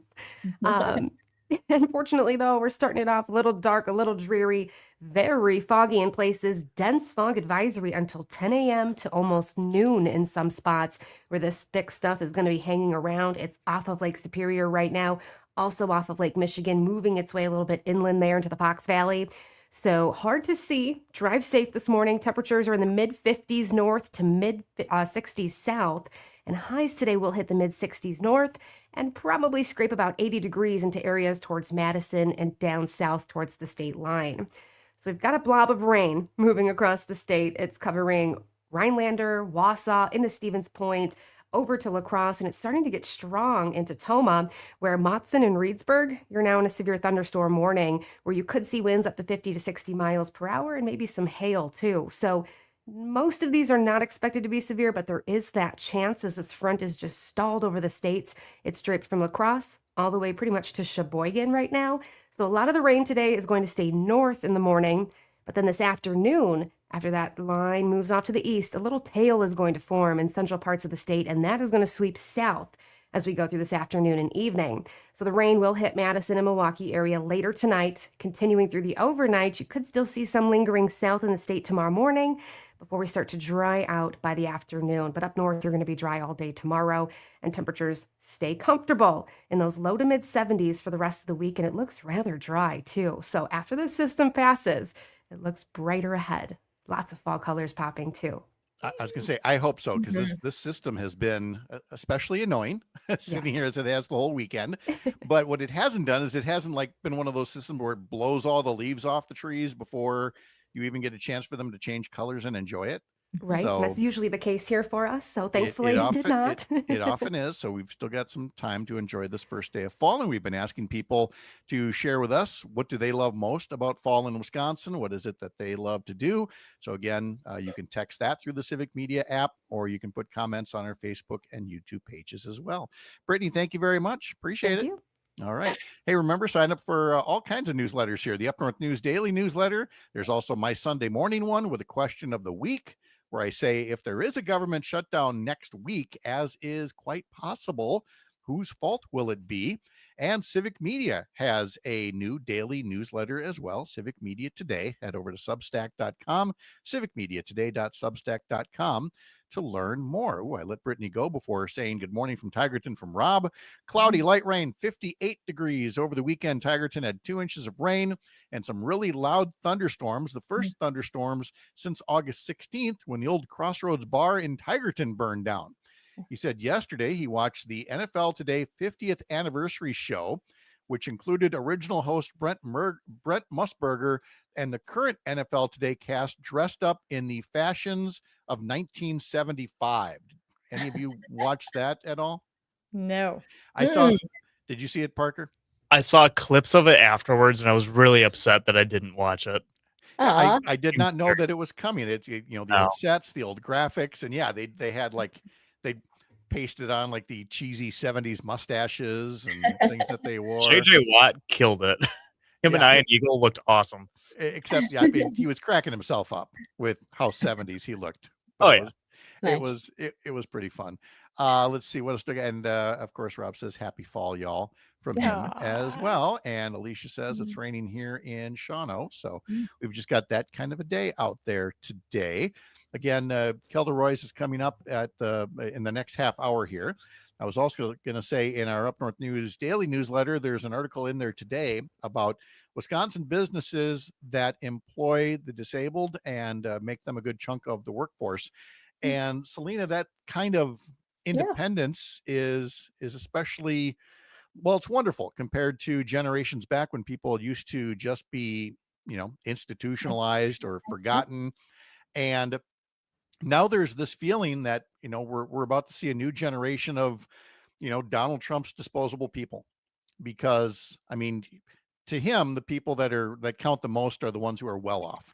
And he's under the mistaken belief that they are well off because they're somehow better, somehow more essential. They're the ones who deserve help, quote unquote, like tax breaks. And look, for the rest of the political class, they think if you're not doing well, that's on you. Maybe you can live off the benevolence of others, but not through anything done collectively through the government, like Medicaid helping people with disabilities. So Salina's got a report that you can see on her social media that helps put a face on these people that so many people in politics now consider to be disposable. And in this case, we're talking about a young man named Josha Kreitz Kumal. and his mother, Rachel Kreitz. And that's the mom that you talked to, all about what the good services are that these programs through Medicaid do. Yes, we talked for a very long time. She was so passionate. She just she pulled off over the pulled to the side of the road, and she was in her car, and we chatted for a long time. She was on her way back from something. So she says her son Joshua could be the face of Medicaid, because by the age of 15, he had completed 14,000 hours of autism intervention services, like therapy, and that was paid for by Medicaid to help him in his challenges. And she says she feels the Trump administration has considered disabled people expendable. And here is Rachel Kreitz from Milwaukee. We understand that the perception is that my son's life is not of the same value that anybody else's life is. And honestly, cutting Medicaid and devaluing that program has, in a very immediate way, demonstrated that lack of respect and value for the lives of people with disabilities. If I sound a little harsh in judging how people who favor these budget cuts view people with disabilities, you can understand. It's kind of rooted in the repeal and replace category. You say you want to repeal something that's costing money you don't want to spend, but there's nothing to really replace it with. And in this case, Salina, what's being repealed is that dignity and sense of independence through the ability to work a job. Looks like we might have lost Salina there. I think And so. Selena Maybe. is frozen, so I'll just you're jump right. in and say, you're right. Okay, let's hear more. Let's hear more from Rachel Kreitz. My son, on the other hand, and people with disabilities more generally, are just like you and me. My son wants to work. That is his goal upon graduation. He will tell you he wants to be professional and independent. What's your goal for today, Joshua? What do you want to do at work? I want to be professional and I want to be independent. And he's working very, very hard to be exactly that. But to be it, he requires vocational support. He has a job coach that is paid for through Medicaid. He will show up at work as much as he can. He's currently working 3 different jobs and he loves it. But if his Medicaid funding is decreased and his job coach doesn't have the funding to work with him, then my son's hours at work will be cut. And if the funding drops down too low and my son loses his job coach, he won't be able to work. And Kristen, it's not just that Joshua won't be able to work, but chances are he'll need some kind of home health care that he would otherwise be getting through other services, which is going to take parents or other family members out of the workforce as well. Again, short-sighted doesn't nearly begin to explain these Medicaid cuts. As a society, we have to decide whether we are going to invest in people, regardless of what our challenges are, or if we're going to divest and institutionalize and isolate these folks who have so much to share. And you can hear this mom advocating for her child. And it is true. There are so many of these folks who just don't have a voice, including, hey, I hear you out there, Rob. I know you want to speak up because we've had this conversation.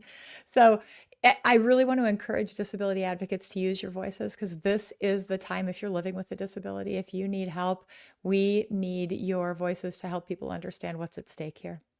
That is Dr. Kristen Lyerly. She's going to hang around for our interview with State Senator Kelda Roys, candidate for governor, coming up just about 15 minutes from now.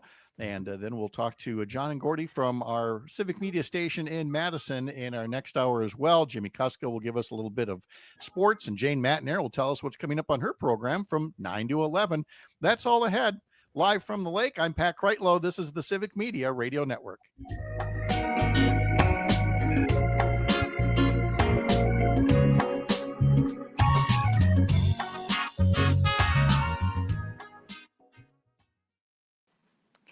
Nice of you to join us. Oh my gosh. So all of a sudden it went no internet. Like, Yep. Yeah, you were oh, frozen. oh no. It was like, ah. I know. No. I'm now at the point here.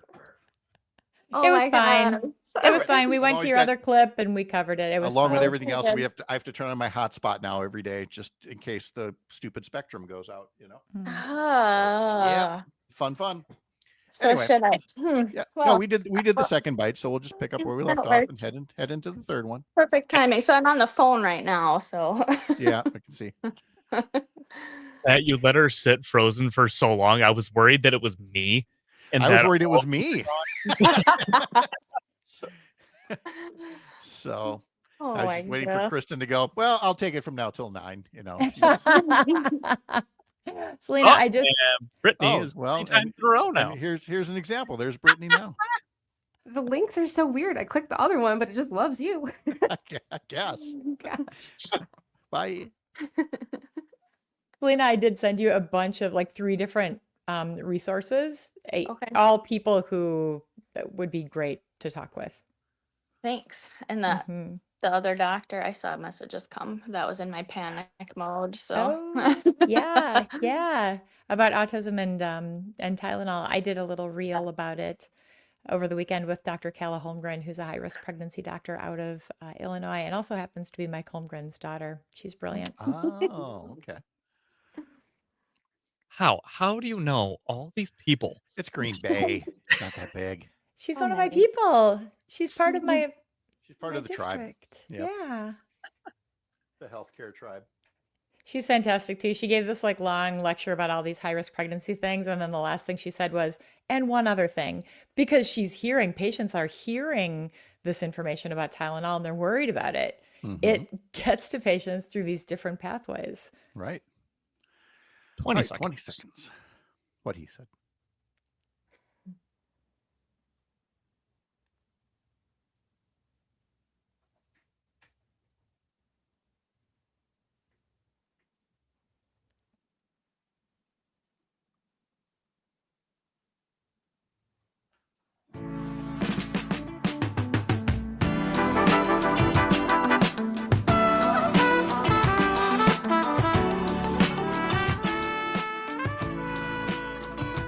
Welcome back on this Monday morning, September 22nd, 2025. Dr. Kristen Lyerly is here. Up North News reporter Salina Heller is back with us now after that internet hiccup. And before she was so rudely interrupted by technology, we were talking about her interview with Rachel Kreitz and her son, Josha, who has autism, and thanks to more than 10,000 hours of therapy and all kinds of vocational training and other things through Medicaid, he's able to hold down jobs. But that's the kind of independence that could be lost with these coming cuts from Medicaid. And by the way, it's worth saying again, people going, well, I haven't seen any cuts in Medicaid. No, you haven't. The cuts are timed to arrive after next year's midterm, but they've been passed. These things are coming unless things change. And so when you talked to Rachel about this, she definitely has the right perspective on the funding that helps her son Josha. It's being taken away from people who benefit greatly from it, gives it to people who don't need it, and leaves no replacement for those who would otherwise be in institutions, or maybe it takes other family members out of their jobs because now they have to care for these people. Right. And Rachel's right to sound a little alarmed about this. Well, right. She says, it doesn't make any sense. How does this even make sense? And she tries to explain it to Josha. He's 22 and he can't wrap his head around, of course, his help being taken away from him potentially. And I mean, there are 2 million autistic people in this country who benefit from Medicaid. And so there are a lot of families who will be left to kind of fill in all of those gaps if this really comes to fruition. And it's just, she says, just Medicaid is a lifeline. It's essential to their daily lives. And so this is more of what Rachel had to say. It's not an agenda that supports people, millions of people who need and deserve the support. And instead, it hands over critical funding to people who don't need a job coach and don't need transportation services and can live on their own and maybe have 5 houses already of their own. My son just wants the chance to have a roommate and at some point move out with his supports. And that's what is potentially being taken away from him. When you cut the funding, you take those opportunities away. And again, before we funded this stuff, historically, people lived in, they had, very different life. People with disabilities lived in institutions. I hope that is not where this country is taking us back to, but I fear that if the cuts are implemented, that over time, that is exactly where this is leading us. And that's a very, back to the beginning of the conversation, how do you feel? We feel scared. We feel scared about what this says about our future and other people's futures. And Salina, Kristen, folks are already reacting to that. From Colleen, she says, my sister is one of these people on Medicaid services and work programs, receives family care support with Lakeland. I worry that more employers are scaling back already. She says companies are already planning and scaling down. Tony says hospitals are definitely setting budgets to these cuts as well. And so impacts are starting to be felt. And, Kristen, from a political standpoint, from what I said earlier, like these cuts are going to come in, after the midterms. And so people might be thinking, oh, well, then there's still time to, pull them back. No, these plans are already being made. There will still be an impact of some sort or another on people. Absolutely. These plans are being made. And I think they thought they were clever by waiting until after the midterms before the real hammer fell. But hospitals have to make budgets and they have to plan in advance. So that's why, to Tony's point, they're already starting to make those cuts. They're already starting to think about the future, and they're already starting to think about how they're going to live without that federal money.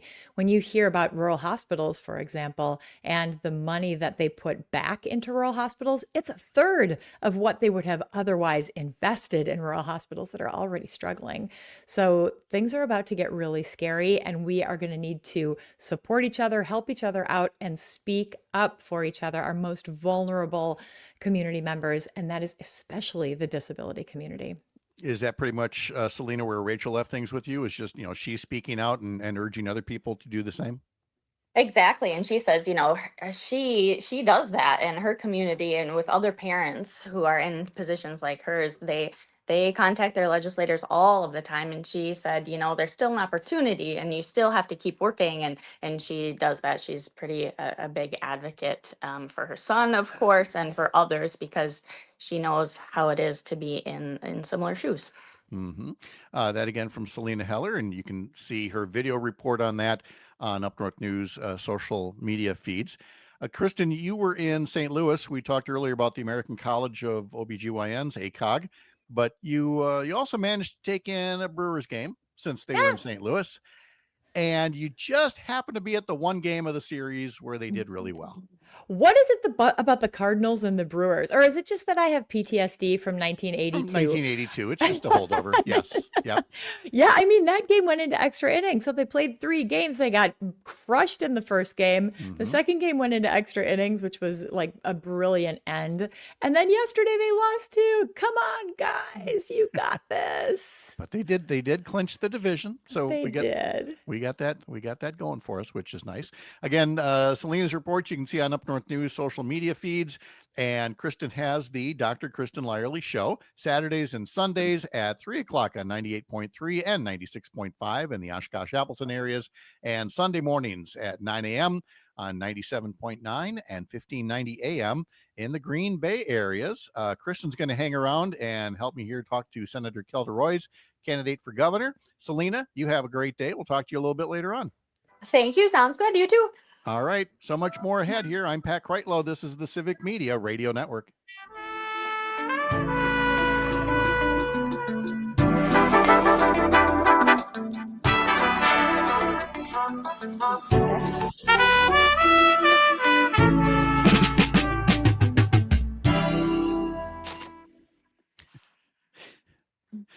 she goes. Oh, yeah. That was bad timing. I know. We have it happen here too. So, all right. I will see you at 9:00. Okay, see you then. Bye, Kristen. sent you I'll a- talk to you later. Yeah, I sent you a bunch of contacts. Okay, thanks. You're welcome. Talk to you later. Bye. Right. Let's see if Kelda is there. I am here. I'm here. Yep, I see a black screen, and there she is now. Good morning. Morning. I brought a friend, if you don't mind. So. Oh, I never mind. Okay. I like a asked party. I asked if I could stay on. Yeah, that's great. How you doing? Good. How are you? Well, we're good. I mean, not as busy as you, but are you back home? Are you on the road? I'm at home at the moment. But I'm doing some press later today and then call time, and yeah, I'm everywhere and anywhere. Especially at call time. Yep. Exactly. Remember it so well. All right. Mhm. All right. Well, I think you're in good shape here. So we'll get going in 3.5 minutes. I'll tuck you back in the waiting room and see you in a little bit. Sounds good. Multiple reasons for that. We've had plenty of rainfall and it's kind of been timed. So like typically we think of cool season grasses, especially as we hear this term summer slump. This year that was timed up with plenty of rainfall. And so the summer slump was pretty minor. Extension grazing specialist Jason Cavadini says it's crucial to keep grasses and legumes in a leafy growing state, and that means managing mature growth carefully. You can find the full interview at MidwestFarmReport.com. I've got more agribusiness news coming your way. At CHS, we know what it takes to feed and fuel the world, to integrate a global ag and energy supply chain, to advocate for farmers in their fields and around the world, to build communities, invest in rural America, and empower rural economies. It takes courage, conviction, commitment. It takes the nation's leading farmer-owned cooperative. It takes a co-op. It takes CHS. Here at the Midwest Farm Report, we're always tuned in to what you're listening to. If you missed a big story, don't worry, we've got your back. Here are the top 5 most listened to stories from this past week. At number 5, from $5 to 35,000 moms, the blooming success of Honeymoon Acres. At number 4, tips and tricks to keep ticks off your back. Number 3, a new bill aims to help beginning farmers find land. At number 2, cattle producers are urging folks to speak up against a proposed fee hike. And the number 1 most listened to story of the week, livestock markets also push back against what they're calling an excessive fee increase. Stick with us for more of the stories that matter most right here on the Midwest Farm Report. I'm Stephanie Hoff.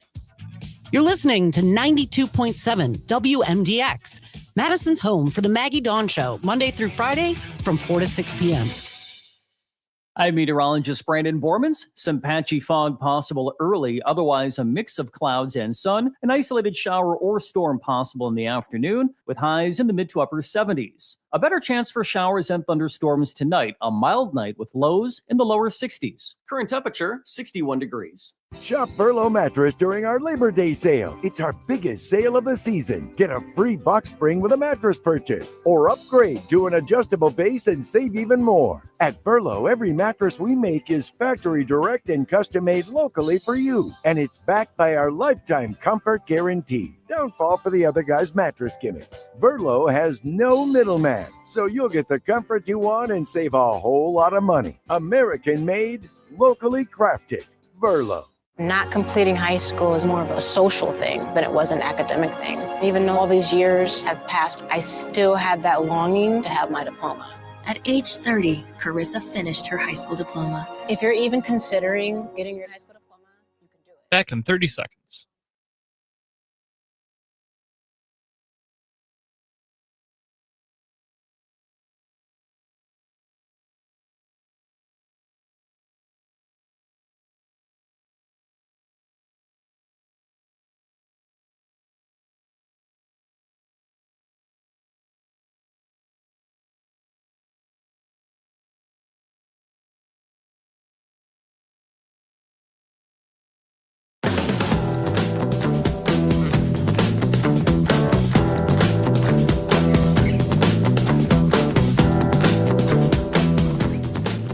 Nice to have you back here at 7:35 on a Monday morning, live from Lake Wissota on the Civic Media Radio Network, where this hour we have kicked off a new round of our Text to Win contest. This one's called Go for the Green and Gold. There's a green and gold to be won every day. 7 chances to win throughout the day, different keywords each time. Text in those keywords each day. Of all those entries, somebody's going to win $200 cash. That's the green. And then there's a gold-plated chain as well. And then of all the entries, all of them out there, one lucky winner is going to win 2 club-level indoor seats to see Green Bay versus Minnesota. It's a Green Bay home game on November 23rd, a noon game, plus a gas card to get you there. So before the end of this hour, you've got to text in NEW, N-E-W. Head to the Civic Media app, call up one of the stations, use the text feature, and text in the word NEW, N-E-W. Senator Kelda Roys is going to join us in just a moment, but first, with Dr. Kristen Lyerly here as well, I asked people at the start of the show, in honor of fall beginning this afternoon, what's so great about fall in Wisconsin? And Jim in Brookfield, I find the change in climate the most enjoyable part of fall. The bright colors on the trees, cooler temps, a lower sun angle make being outside a nice fall experience. I will be outside as much as possible this fall while recovering from knee surgery with coffee and apple crisp. So, fellow knee replacement person, Kristen Lyerly, I think he's got a good idea. I like your style, Jim. Especially the apple crisp. Oh, yeah. We're going to make a visit down to the orchard later today, I think. Yeah, I love this time of year. Sherry made a second batch of apple crisp because apparently somebody inhaled the first batch. Possibly the guy she's married to. Who could that have been? Who could that have been? Great for breakfast. Just hey, it's Build a Better Breakfast Month, apple crisp. And it's how I Hobbit build a better Day. breakfast. Yes, So you get to do it twice. 2 breakfasts are great. Here comes Senator Kelda Roys joining us as well, candidate for governor for all of 1 week now. Senator, nice to have you here. Good morning. Great to be with you. Yeah. So 1 week in, no regrets. You're going to keep going? Absolutely. Yeah, it's been just a wonderful week. The response has been overwhelming, and I think people are really excited about the possibilities of what we can build in Wisconsin. Yeah. Now, I mean, obviously, we've had you on several times talking about legislative experience and some of the important issues that are out there. So, and even since your announcement, the candidate field has grown even larger. So I wanted to start off by asking something I'm sure you've thought about, knowing there are going to be multiple candidates in the race. What is it about you that's going to set you apart that when this primary is held in August of next year, what are voters ultimately going to see in you that's going to make you the Democratic nominee next year? We know that when voters are looking at who they want to be their governor, experience really, really matters. And at this point in Wisconsin's history, it matters even more. And that's because in 2026, we are very likely going to have a really narrow window to make big changes in our state, to really recommit to public education and funding our university and early childhood, to addressing the economic harms that have been visited on working people in the middle class, to make healthcare affordable and accessible. But if we're going to do that, we're going to have a very narrow legislative majority, or maybe we'll have a split legislature. We have to have a governor who knows how to get things done in that difficult legislative environment and is ready to go on day one. So that's me. If you look at my career of over 20 years, I have been able to make big progressive changes on a whole range of challenging issues like reproductive rights, healthcare, criminal justice reform, in these various types of legislative environments. And I think that length of time, that record of making change as an advocate, legislator, attorney, small business owner, I think that really sets me apart. I hear you making sure that you hit both sides of what you would call, I don't know, the electability question, both for the primary and in the general election, in that there has to be a desire to go bold on issues if Democrats, especially if they have a trifecta with the Assembly and the Senate. But if they don't, there also has to be the side of the equation in the general election of being able to get things done. And you believe that you can be the best of both worlds when you go through a primary campaign.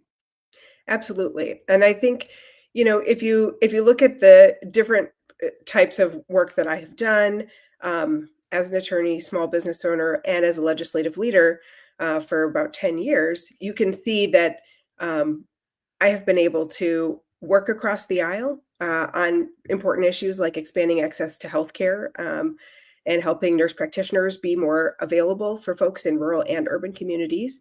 But I've also really been a champion on issues that matter a lot to Democratic primary voters, like reproductive freedom, like public education, like childcare and paid family leave. And those issues, I think, are going to be broadly popular in the overall electorate, but they're also going to be very important, I think, for Democratic primary voters when they're looking at the field and saying, who do I think not just agrees with me on the issue, but actually has a plan and knows how to get it done and has the experience to thread that narrow, that small needle and get things passed quickly, because we know Republicans have dominated the legislature for 30 of the last 32 years. They've controlled at least one house, and they have blocked so much progress.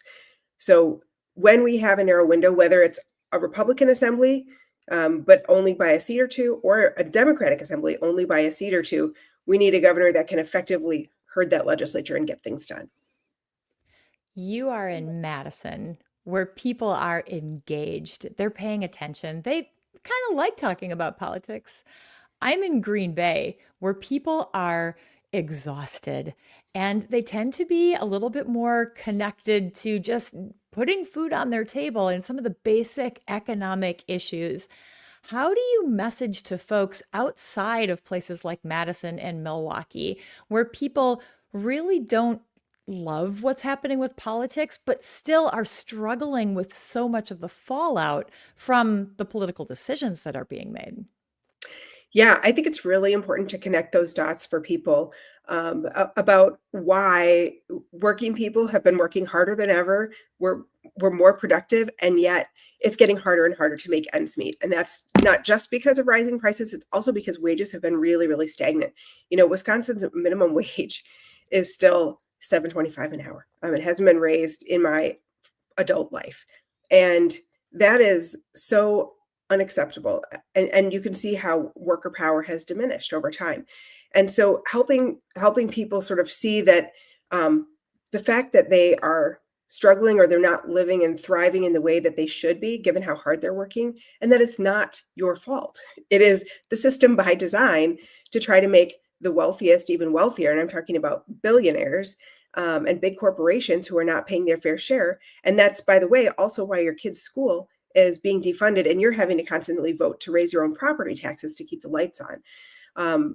So when I'm traveling around the state, and this is not new for me, I mean, I have spent my career working to build democratic power, working to make change. After law school, I was the head of a statewide reproductive rights organization, and I traveled around the state and talked about really challenging personal issues, right? Abortion rights, sex education, reproduction, with people.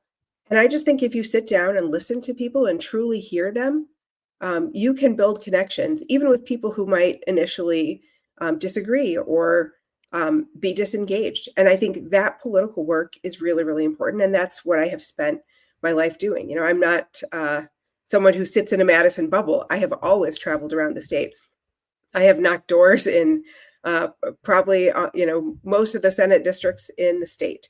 I have helped to flip the Supreme Court, not by focusing on Madison and on Dane County, but by traveling around the state to these swing areas that I knew it was going to be really important. And I think that commitment to really being a governor for the entire state of Wisconsin is important. We are talking to State Senator Kelda Roys about her run for governor. And Kelda, you can put on your legislator hat as well on this one, because we are now in the fall session of the legislature. And with the state budget being done, we turn to other bills that are out there.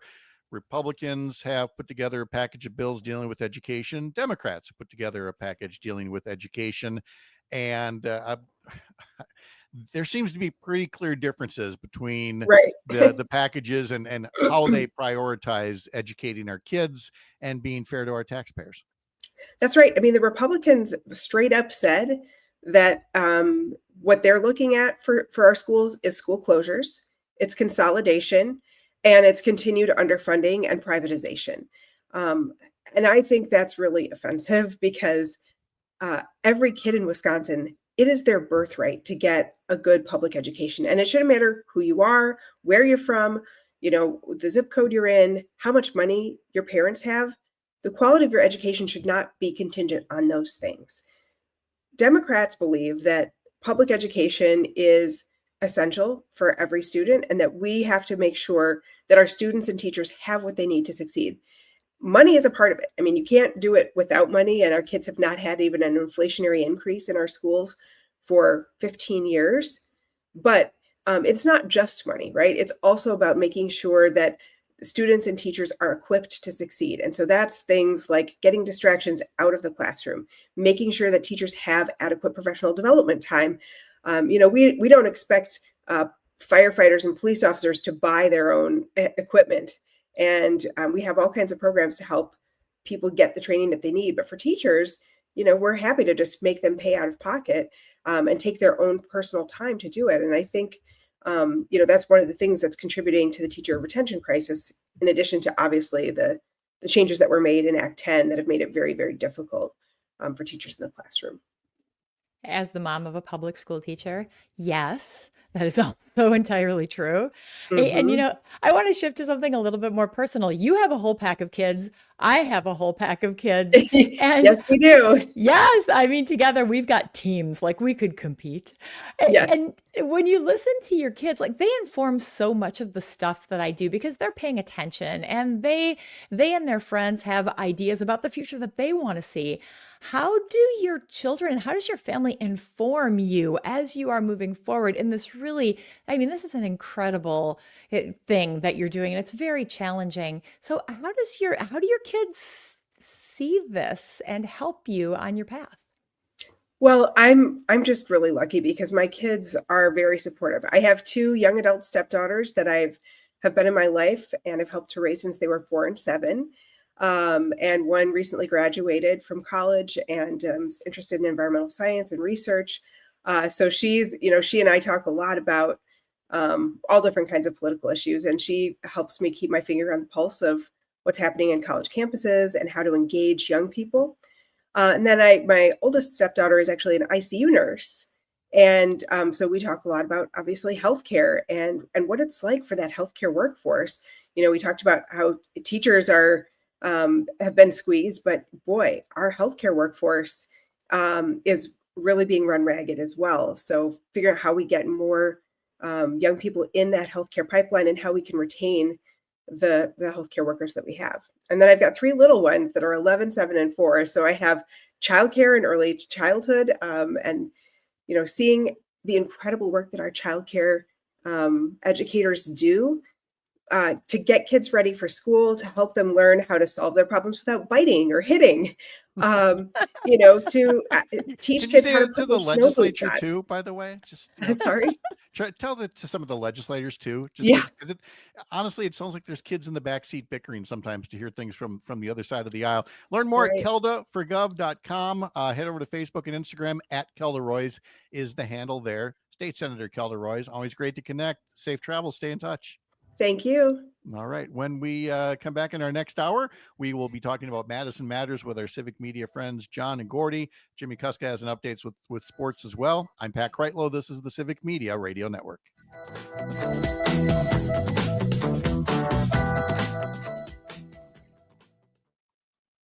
There we go. Yay. All right. Thank you. Always nice to share the load. Yeah. We have a really cool, diverse group of folks running for governor right now. Well, on the Democrat side, on the Republican side, it's kind of like rinse and repeat. But I mean, to see Francesca Hong and Kelda Roys and Sarah Rodriguez and David Crowley, they all bring such different things to the table. Oh, I know.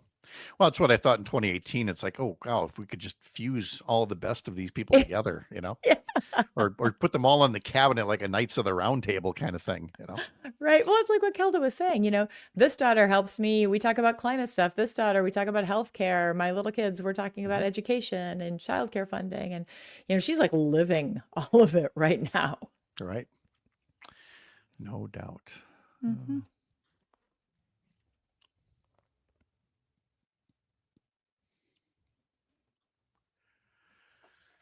Oh. Parker, I feel like I need either you to dip into John and Gordy or for Dom to brief us during the 8 o'clock as far as stuff they talked about on their show. So I just feel like I'm fishing on air. So what'd you guys talk about? It's tough because that break is always kind of a yeah. I know. I can No. I'm just I can see what I can do. musing out loud. I can try. What Kristen, you got any big things for this week? Travels or anything? I'm going to go to the Gopher game on Saturday. Oh, okay. All right. You okay hanging around for Jimmy's segment so I can say a proper goodbye? Yeah. Hey, Jimmy. How you doing? What's going on? Huge Monday. Huge. Monday. How's that knee doing? The new ice helps? It's right there. Still there. All right. Franken knee. knee. That was the only injury from our football game Friday. I got cleated on the sideline. Had a You player got roll into cleated? me. I'm missing part of my shin right now. Oh. Nice. It hurts. Yes. I don't move very fast, so they were coming right for me. It was like watching a semi skidding across the ice. I'm like, I am not getting out of the way of this. No way. I didn't go down though, to be fair. I have not gone down. I just I took it and then it hurt. I just stood there and I hurt. And they're like, "Are you okay?" I'm like, "No, I'm crying right now." There's no crying in football. Wait, that's probably not the line. All right, 20 seconds.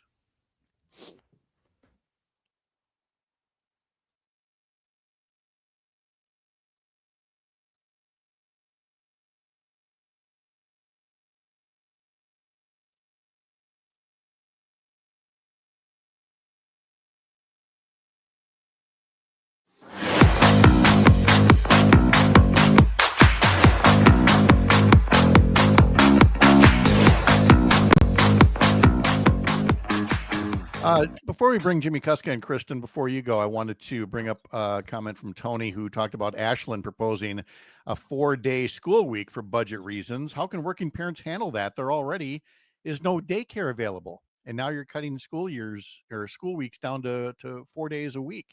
And again, it's not just Kelda, but it's a message that we hear over and over and over again, that when you're not supporting education or when you're not supporting Medicaid, as we were talking about earlier this hour, I mean, there's just, for a bunch of people to talk about business, there's no return on investment for these kinds of cuts. I can't imagine what it would be like to be a kid going to school for longer days, 4 days a week with all of the things that they're doing and their extracurricular activities. And, especially as you get older and you're trying to cram in all that other stuff in the evening, that doesn't sound awesome to me. But hey, I think it is important to think of it in a holistic way from a community perspective, considering all of the resources that you've got and what you need to buffer. Yeah. So the news sometimes feels glum. And so we like to sometimes lift the load by thinking of something light and fun, like sports. Anyway, the Packers lost, the Badgers lost, the Brewers lost. Here's Jimmie Kaska with more. Thanks, Jimmy. Yeah. Thanks for bringing the room down. You haven't even said a word yet, and I'm already I have depressed. not. The high school team I coach lost too, so There you go. We're all just hurting right now. Okay, let me reset. Ladies and gentlemen, your Milwaukee Brewers for the third year in the row are Central Division champions. So we got that going for us. Yes, that is if you're looking for a silver lining this weekend, if you're rooting for all the Wisconsin sports, your silver lining is that the Brewers are indeed division champions. And once again, thank you. We've been thanking Jerry Jones, for Micah Parsons. Let's say thank you again to Craig Counsell for, in this case, getting swept by the Reds. The Cubs did, so that we could clinch the division yesterday, even after losing to St. Louis. So, Craigers, thank you. The other good news for the Brewers is that they're 3 games up for the best record in the NL and the #1 seed. And that's important because that keeps them out of the wild card round. It keeps them at home more often than not, depending on how far they advance to the playoffs. So there's other good news too to come out of just the Brewers. And it's funny because usually by the time we hit mid to late September, we've forgotten about the Brewers in the past anyway. And we're already on to hey, the Packers just had their right tackle is hurt. Who's going to step in as their second string tackle and take over that spot. That would be the big debate today. But no, we're talking Brewers because they are by far the best thing going. And that's to say that the Packers aren't, doing well. Obviously, 2-1, good start, 2 wins to start the year. Things like that. But the Brewers sure are a bright spot for us right now. Yes, they are. And don't sugarcoat the Packers thing at all. Yeah, 2-1's a good start. Yeah, but that one loss, that was a stinkeroo. It was a boring game to watch, but that's also a credit to the defenses on both teams. But okay, you're more of a football guy than I am. Okay. I totally get this. You got 6 minutes left. Just run out the clock. Emphasis on run. Don't fumble the ball, and maybe don't throw it into the hands of the other player. And Jordan Love talks about it being a miscommunication thing. I just think it's more of a coaching thing. Is you're handing the ball to Jacobs the whole game. Just keep running it. Yeah, I think, when we look at the end of the game, there's going to be a lot of things we can second guess. There's a lot of special team stuff. There's a lot of things you can point to. It's one that definitely got away. You could tell because when our very own Mike Clement sends us the post-game audio, he's sending us files that say bleeped or edited because the players are so mad. So like half the files we get, there's some kind of swearing in it. Oh, dear. Yeah, Parker loves that when we send him stuff going, hey, bleep this for us, please, Parker. He loves that. Oh, yeah. It's a great time needing to go all the way back through everything and going, Yep. The best part about that, though, nowadays compared to when we were growing up, it was, they'd either beep it, there'd be a bleep, or they just bring the sound down so that you didn't hear the word. And the thing I like now is we'll just put sound effects over it. You'll hear a cow move, or you'll hear a cartoon anvil crack, whatever, just to say, yeah, that's a word we can't say. And that is what has been happening this week. But again, it's just a week. Brewers are already heading to San Diego. They've left St. Louis. They will be taking on the Padres tonight. 8:05 is the start time on civic media stations around the state. 3 games in San Diego, day off Thursday, and then a 3-game homestand next weekend against Cincinnati. And then we get to thinking about the postseason. So they get a week off after that. If things hold, they're 3 games up for that top record. They would have the whole week off from the wild card round and come back to work Saturday. And I think, for the Brewers, I mean, they really peaked in the middle of the year, right? They were really dominant in the middle of the year. This could come at a great time given, how banged up they've been getting in the pitching, especially the bullpen. So this comes at a pretty good time. But, there are some fun things to watch this week. The Brewers-Reds game on Saturday has been picked up for a national broadcast. So I think people are really trying to tune in and see what the Brewers are going to bring to this postseason. And then the Packers, they head to Dallas for next Sunday night. So they won't be home. Kristen's got more time to recuperate the knee because then they have a bye week. So they're not at Lambeau again until October 12th, Sunday. Yeah, they're in a stretch where they play once at home in like a month and a half. It's crazy. Yeah. Well, they knew Kristen's got to heal up, because she loves to ride her bike all the way out there. That'll be fun with the Micah Parsons thing, the Dallas game. Yes, it will. How many times do you think they're going to put up Spencer Young's Packers fence with the sad Jerry Jones face over there? That's going to be on TV like a million times this week. That's okay. Especially if it works out. If it doesn't work out, then we'll hear about, oh, you jinxed it and blah blah blah. But I'm looking forward to this. I really am. Dallas is that's the team you want to beat. And I love that when Dallas was playing Chicago and like, oh, these 2 storied franchises. Like, no, both franchises are a shell of what they used to be. So more so when you take Mike out of there.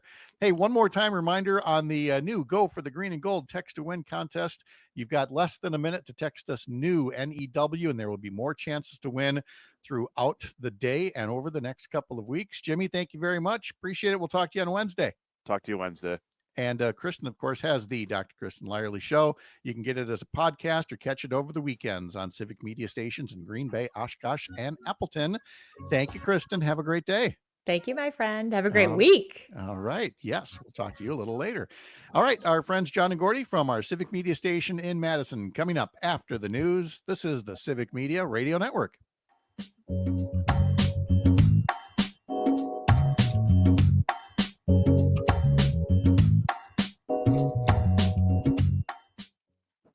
Yes, I will be actually doing the shows from Madison on Thursday, Friday. Oh, yeah, Barker's so happy. I don't have to sit in a room by myself. There you go. All right, Jimmy. Thank you very much. Yeah, nobody's coming to hang out with me in my home office here. So my huskies occasionally, but I mean, we could. Yeah, but your bed is like right there. So that's actually a couch, and it's covered. And believe it or not, there's a blanket covering a bunch of football helmets. There's like 3 of them sitting on top because I'm reconditioning them right now. So I bring my work home with me. Nice. Of course. All Anyway, right. take care. See y'all later. All right, fellas. See ya. Bye. The Washington Post reports the president's going to announce a link today between Tylenol use during pregnancy and autism. Tylenol's manufacturer says science shows this is not true. The UK among the countries to announce recognition of a Palestinian state. Israeli Prime Minister Benjamin Netanyahu calls this an absurd award for terrorism, expected to be a major topic at the UN General Assembly, which begins today. This is ABC News. Catch Farm Report updates throughout the day from the Midwest Farm Report, right here on 92.7 WMDX.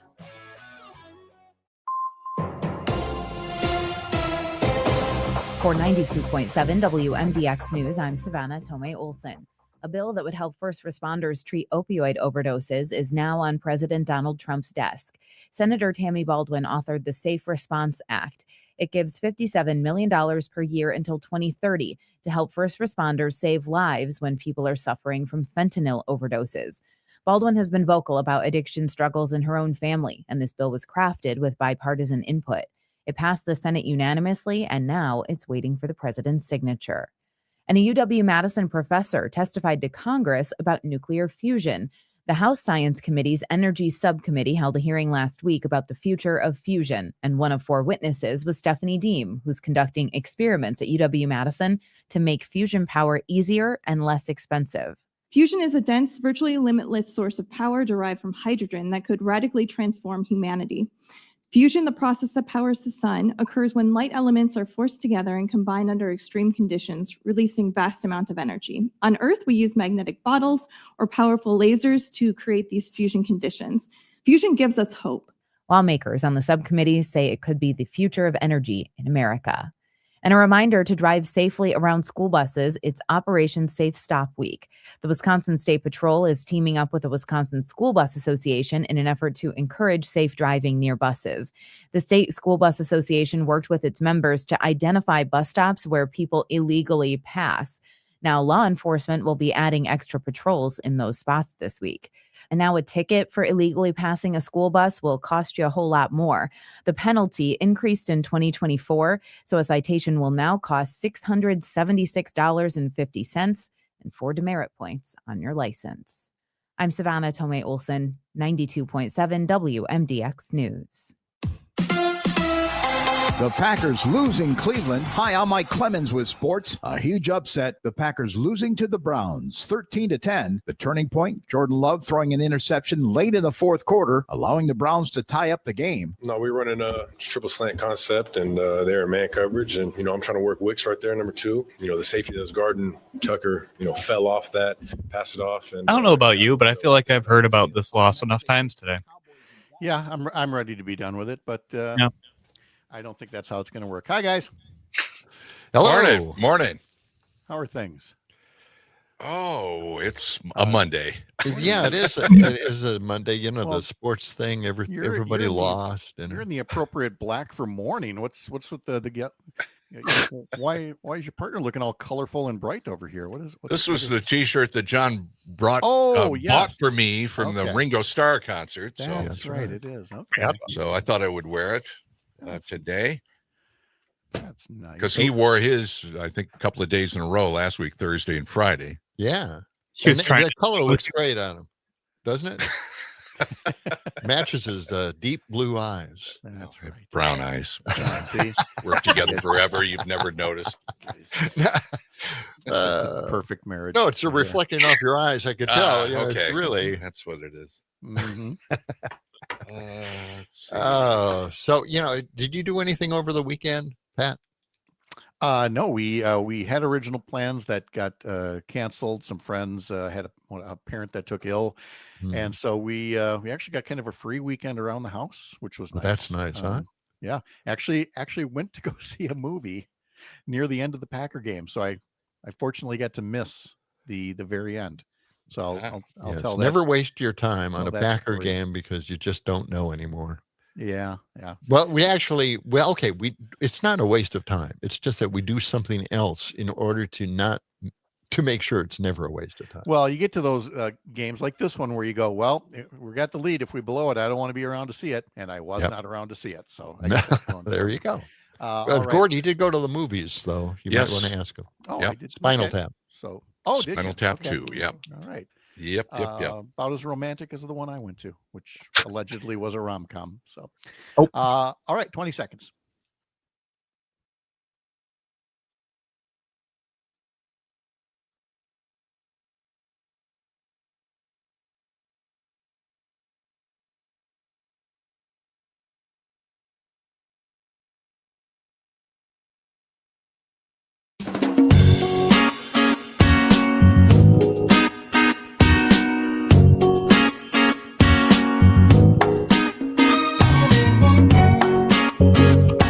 Live across Wisconsin on Civic Media, you're listening to Mornings with Pat Kreitlow, powered by Up North News. Now, from our Lake Wissota studio, here is the founding editor of Up North News, Pat Kreitlow. Hey, good morning. It is 8:06. Nice to have you here back up north on this Monday morning, September 22nd. Parker Olson producing things in Madison Studio A2. Brittany Merlot is standing by with the forecast. John and Gordy going to join us from Madison A1 in just a sec here as well. But we are marking the final hours of summer here. The autumnal equinox hits during the 1 o'clock hour this afternoon. And so we've been asking what's so great about fall in Wisconsin. I'm sorry, I need to say that differently. What's so great about fall in Wisconsin? I want you to tell us. Do you have a favorite place where you go to see the best color leaves? Is there a particular Oktoberfest that you like to go to? I think La Crosse's is coming up this weekend, if I'm not mistaken. So what makes Wisconsin so great in the fall? Head over to the Up North News Facebook or YouTube pages, or the Civic Media Facebook or YouTube pages, or use the Civic Media app and either text us or leave a voice note to let us know all about your favorite things to do in Wisconsin during the fall. So speaking of said equinox and the climate and the weather and all that science stuff, Brittany Merlot is here. And is this what the equinox is? That the day where we're supposed to like stand an egg up and see if it balances and nonsense like that? I think so. I've never done it. Have you never heard of that? I've heard of it. I've never done it. Okay. Maybe Have you? Where, because right when the sun's over the equator and the earth is like perfectly balanced and you can actually stand an egg up and it won't wobble like a weeble. Yeah, nobody believes that, but I'm going to try it. Okay, I'm going to try it today. now we got something to I'm do gonna during the Facebook 1 o'clock Live, hour and today, it's just right? going to smash. I like it. Yeah. So 119. Here we go. you did not lie when you said this could be kind of an icky, unpredictable, spotty system sitting over the state for the weekend. And yeah, true to form. So when do we get this out of here? Yeah, it's a mess. We've got dense fog that built in. It's still lingering in places, and it could stick around till about noon in some spots. So foggy out there. It is dreary. We've got scattered sprinkles up north, more heavier rain down south. We've got a front draped from La Crosse to Sheboygan right now, and actually some strong to severe storms are hitting in towards Baraboo, Portage, and also into Montello as well. And those are continuing in towards Waupun and over east. So as that moves through the state today, I still think that storms are going to be sparking along that front. So expect from La Crosse to Sheboygan seeing more continuous rain. And then it does ramp up as we go into early this evening and tonight as that front starts to slide south. It is going to sweep towards Madison, Milwaukee area, and continue to linger there through tomorrow. I think up north, we're going to stay dry tomorrow. Those scattered showers and rain stay way far south. You do have a chance in the southern parts to get a few sprinkles still into Wednesday, while the rest of the state dries out, warms up, sun comes back. We're actually going to be in the low to mid 70s for a good chunk of this week. But by the time we get to the weekend, it is going to be bright, beautiful, and near 80 degrees once again. So that is good temperatures and sunlight for the fall colors to be changing. And of course, we want the drier weather after such a wet weekend. Yeah, absolutely. Let's see. Robin Tigerton says that he took pictures of the sunset with fog building in the background for the final summer sunset of 2025. Looking forward to seeing that. And he mentions that Apple Fest will be in Tigerton this Saturday. So that we're getting to that time of year now where you've got all your Apple Fests and things like that. Where else did I see? I haven't looked at the full list yet, but I know in Bayfield, They have an apple pie and dessert contest this weekend. And then in Pittsville, they have the Splash of Red cranberry tours. So we got all kinds of great fall weekend things to do yet here. There's so much stuff. Always the events, and the farmers markets before they close. And even if you can get off-roading on the trails to see the fall colors in a different light, so gorgeous. Yes. All right. And Tony says there's loads of fog in Ashland here today. So, again, just, if that's the case, drive safe and we'll get this burned out and have some nicer weather. Thank you, Brittany. Appreciate it. All right. Remember, you can sign up for our newsletter at Up North News, upnorthnewswi.com. Click subscribe in the top banner. And there is a new daily newsletter from Civic Media. You can find it over on your, what do they call that thing? The Substack there. Yeah, civicmediatoday.substack.com. Again, civicmediatoday.substack.com. Listen to me sounding like an old codger. I'm just getting set to talk to people of my kind. That would be John and Gordy from WMDX and Madison, who join us as well. You can hear them in the Madison area 6 to 8 or on the Civic Media app. Gentlemen, how are you? Good morning. We're pretty good.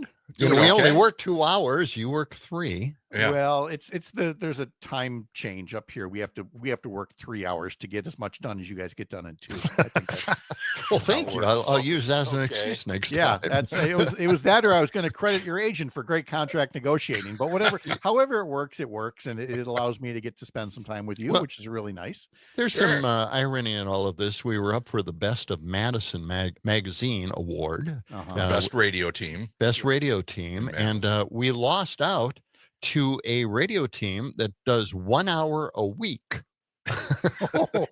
So, we put 5 hours of a lot of research and show prep in, and these guys go in for 1 hour, and they beat us up. 10, yeah. There's a lot to say about some of these, shall we say, elections, basically. Yeah. I mean, I think I was up in volume 1 for Chippewa Valley Radio.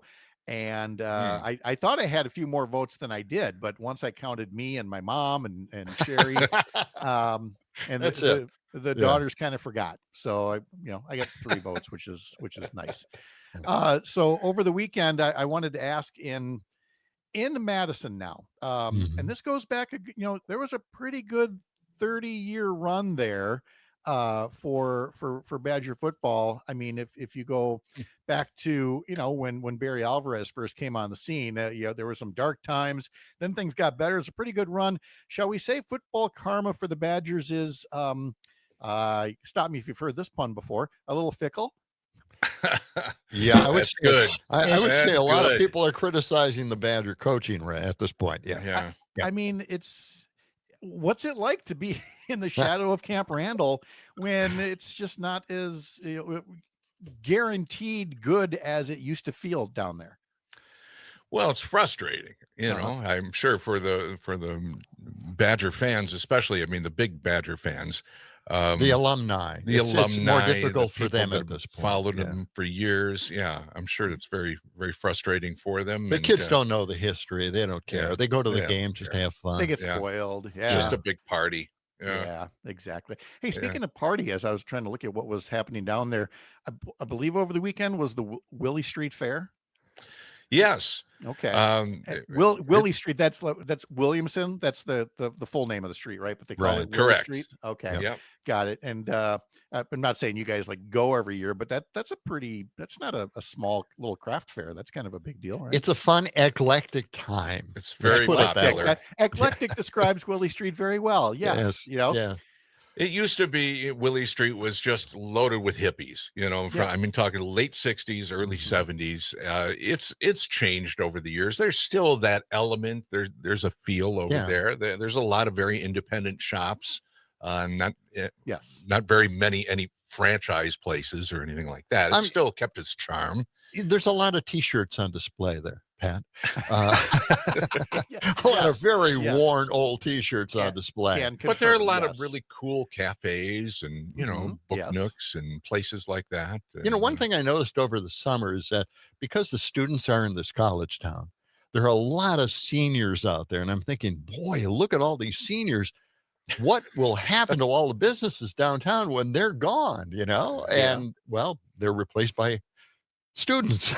Yes, yes. Now they I are. don't. Yep. Now I don't see any seniors. I only see our students. We went down downtown here over the weekend to celebrate our wedding anniversary, and it was a lot of fun. But very young and encouraging, to say the least. That is good though. When you see that, you don't see the signs of a city or a town that's getting old. Right. Because you don't see the young adults coming in there. So that part is refreshing. Yeah. So if you don't have the Badger team doing well, and if the Packers are going to break your heart as they did yesterday, Yes. I suppose you have Brewers the lost. alternative of going to the movies, which I believe is what Gordy did over the weekend. That's right. Yeah, I went to see Spinal Tap 2, and The end continues. Is the that? end continues. And I gotta say, I thought it was really funny, really good. good, and I enjoyed it. It might not have the charm of the first movie, because that was really groundbreaking, kind of a mockumentary, groundbreaking hit. But now all the guys are older, and it was all about getting old, and we got to do one more show, just go out on a high note, and that was it was funny from beginning to end. It's great. I thought. It's great commentary on the aging rock and rollers out Yes. there. I mean, there are so many of them that stayed in the business Oh, yeah. and still stayed very relevant with their music. MJ, it's kind of cool. And I don't want to give away any spoilers. I think they're already out there, but there's some cameos from McCartney and Elton John and Garth Brooks and Trisha Yearwood and I'm going to guess Bob Dylan was not one of them, because Bob Dylan did not show up. Because he did what was it, Alpine Valley the other day, and once again, Yeah. like his concert in Eau Claire several weeks back, basically he just kind of sits off in the corner of the stage. The stage is bathed in red. You can barely see him. And he just kind of he doesn't talk. He just kind of sings the songs and then goes away. And everybody's like, Oh, is that it? Yep, that's No, it. I did not see a story on that. That's fascinating. Yeah. Yeah. Huh. Didn't know that. So I did a movie yesterday as well. Oh, really? And Sherry put it very, very well. I thought. She's like, look, the Brewers are still doing well. I can't get into the Packer stuff. It's nice out. I don't want to sit for 3 hours and watch a football game. Plus, we could see it was like they were driving. We're like, okay, they're going to run out the clock. It's going to be great. There's a movie that's starting. Let's go. It Sure. was called A Big Bold Beautiful Journey. Colin Farrell and Margot Robbie. I'd I've never heard heard of of it. I'd never Yeah. seen the previews, the commercials, nothing. Went into it completely blind. Sherry had seen it, wanted to see it. And I'm not against rom-coms. That's fine. And this was more of a fantasy one. Again, I don't want to do spoilers. So if I just say there's some time travel in it. Oh, that's you know, cool. Yeah. Mm. And it's very it's a kind of thing that you'd see more in like a film festival art thing, but it was very well done. I don't have any bad words to say about it. The story I'm telling about it deals with being in seats with the reclining chairs now. I hope you've been in some of those with the little power Yes. recliner, That's which is yeah. nice. But it means Yeah. the legs go up and then the legs go down with the push of a button, unlike the old theater seats where you always knew what was underneath. Well, at one point I heard a noise and I realized that I dropped my readers because I'm of that age now. And I'm like, oh, the readers fell between the seats. Well, I'll get it after the movie. And so I put the seat all the way out, push the button, I get on my hands and knees, and you realize that with the recliners there now, they don't clean under the seats the way that you could when it was just the seats. Mhm. Are you guys familiar with the term primordial soup? Oh, yeah. Yes. The ooze from which all life evolved. Yeah. I mean, it was such a collection of dried Coca-Cola and bits of candy and petrified popcorn, Mhm. and somewhere just out of reach, I could see the readers, but it would have involved getting into that ooze. So I'm in the market for some new readers if you've got a place down there, but So highly what highly theater recommend the was movies. this? So you just left them there? What theater was I just this? left them there at that point. I'm like, Oh, nope, I'll man. just get. You can get readers for like the $1.25 at Walgreens. It seems. Okay. We're talking to John and Gordy about ways you can entertain yourself, like a movie. Just watch where you drop your stuff, and we'll continue on this Monday morning live from Lake Wissota. I'm Pat Kreitlow. This is the Civic Media Radio Network.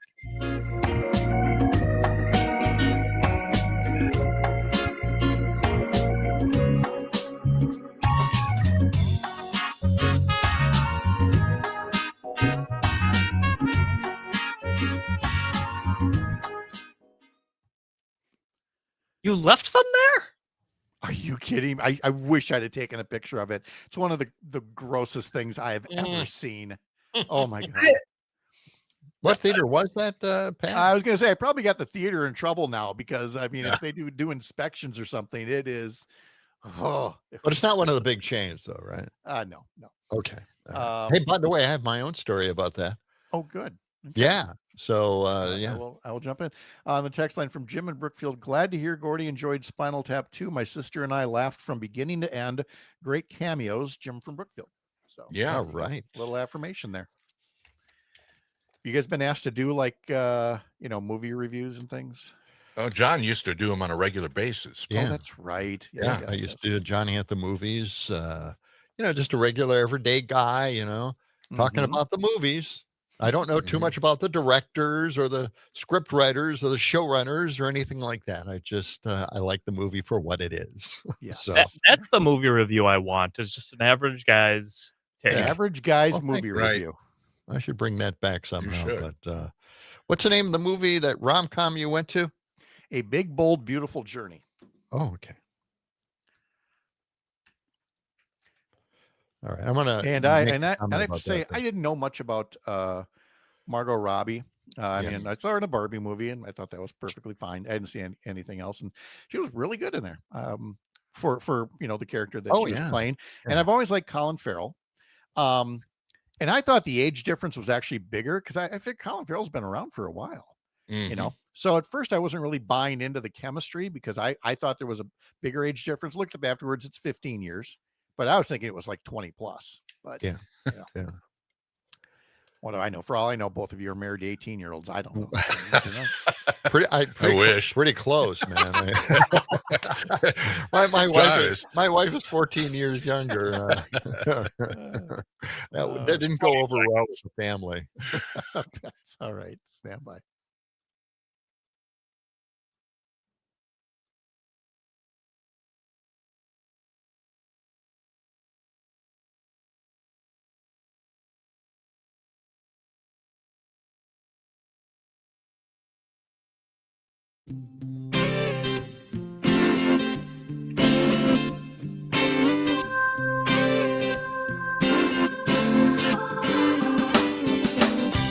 On the program, kind of our usual Tuesday passel of guests. Hans Brighton Moser will be along. I believe Sheila Everhart as well from the Wisconsin Agricultural Tourism Association. We will have Cam Stevenson live from Capitol Hill from Courier Newsroom. We will also have Dan Schaefer from the Recombobulation area talking about Wisconsin politics. But as far as Cam Stevenson goes, now he's got a daily newsletter called Below the Beltway. You can get it through couriernewsroom.com or beltway.news for daily dispatches from the nation's capital via Courier Newsroom's own. And Cam Stevenson will be joining us tomorrow morning on the program. This morning on the program, we are continuing to be joined by John and Gordy from WMDX down in Madison. And before the break, we were talking about Johnny at the Movies and, giving more of a real live movie review. Like you said, I don't know who I don't know directors. I don't know who the gaffer was or the best boy. It's either you liked it or you don't like it, which sounds a lot like John's movie reviews. Yeah, it was just a regular guy's approach to movies. You like it, you didn't like it, what was good about it, what was bad about it. Just a regular everyday person. Nothing about directors, showrunners, or anything like that. Now, you went to the movie, what is it? Big, Bold, Beautiful Journey. Yes. And here's the thing. These two individuals that starred in it are very much in the DC universe. Colin Robbie, and Colin Farrell. Colin Farrell played Penguin in the TV series on Max. And then he was also Bullseye in Daredevil. And then Margot Robbie, of course, was Harley Quinn from the Suicide Squad. And not just being Barbie, but a super villain as well. Yes. So, which I know she's gotten good reviews for that as well. Yes. So because I'm not as familiar with those movies, I could see where people would go into there and go, wait a minute, I can't take you seriously because you're DC, because of your movie character. Yeah, that's it. But here's you had a problem, with your glasses and everything, Yeah, things yeah. under the seat. I had a problem with somebody putting their food on the seat in the dark theater, and I sat down right in the ketchup. I had ketchup and tomato sauce all over my pants and shirt. It was just a huge mess. Well, they did give me a couple of tickets to make up for it, so it wasn't that horrible. Yeah. I mean, come on, people, etiquette. It's about the etiquette. On the text line from Jim in Brookfield, glad to hear Gordy enjoyed Spinal Tap 2. My sister and I laughed from beginning to end with great cameos. So there you go. Well, one of the things, the Marcus Theater chain, Greg Marcus appeared in a trailer, just before the movies start, and he was with Spinal Tap. He did this bit with Spinal Tap comedians, and they kept taking shots at him, and he was trying to respond to it. And it's very entertaining. He did 2 versions of that. I didn't see the second version, but I'd be interested in seeing that just before the movie. If I could just editorialize on one thing about the movies, and look, I know that with every movie, the previews are somewhat tailored to the audience. The previews that they were showing yesterday before this rom-com, I forget if there were 3 or 4 of them, but every one of them was like just people being awful or doing awful things to each other. Like there's that new horror flick about the football player. There's another horror flick about these mass murders and somebody who survives a mass murder and something else. And there were only a couple of us in the theater, but I think my expletive might have been a little a little loud. Just like, could we have something happy, please? Is anybody making a happy movie right now? And apparently, well, you'd like Spinal Tap then. It was very funny all the way through. No politics at all in the movie at all. Nothing in there. That's what I need. That is I need to take a break. Because I like it. I like what I do and everything, but I like to take a break. And so Saturday we went to one of our favorite watering holes. And when we got there, because we're kind of blue plate special people now at our age, there wasn't anybody else in the place. We knew it was going to get busier later on, but it was just us and the owner, who was sitting at a bar stool trying to have a piece of pizza. And he has never, like any good bartender, I've never heard him talk about politics ever.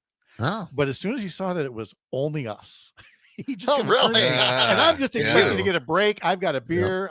He just turns and says, I got to tell you something. And he's off to the races. And I'm like, all right, I'm back in work mode. Here we go. Let's talk politics. And we did. And I had no idea, what angle he was going to come from. And the same went for another fella that came up at a different bar. Apparently I go to a lot of bars, and came up and again introduced himself. And again, he asked me about something about politics. And when you don't know them, you have no idea which way this thing's going to go. Right.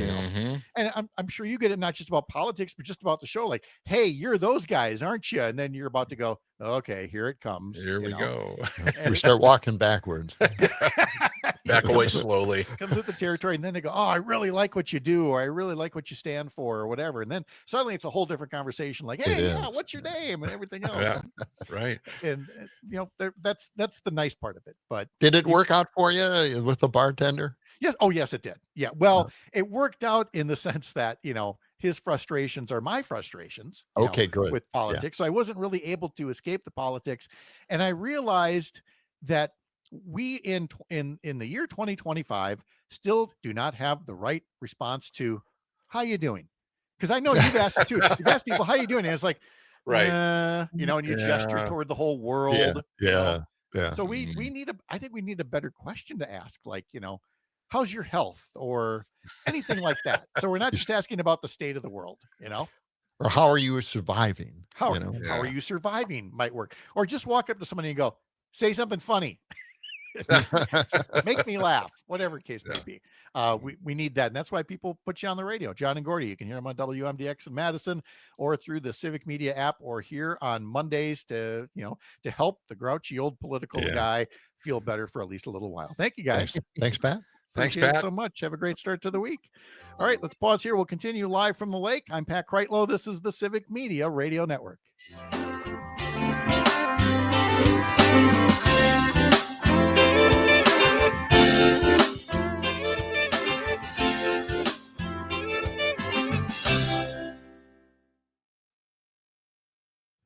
Thank you for listening to me ramble this morning. All right. No, it's fun. It's great. Yeah, we like I it. had no purpose today. I will try to come up with a purpose next week. Oh, Well, no, it's all fine. we tried to find a purpose too. We didn't want to talk about, the Kirk Memorial. So Right. No. So that's true. We managed to avoid that. So yeah. Yep.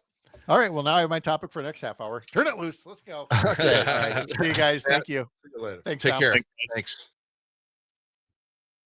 When John asked how it went with the bartender, it really sounded like you were trying to pick up the bartender for a date. In my mind, I don't. Apparently, just you the haven't way seen this. You haven't seen this bartender, but okay, I get it. I'm sure the way it was phrased, I went, "Oh, Okay. okay." All right. Let's see. Let's go find some topics.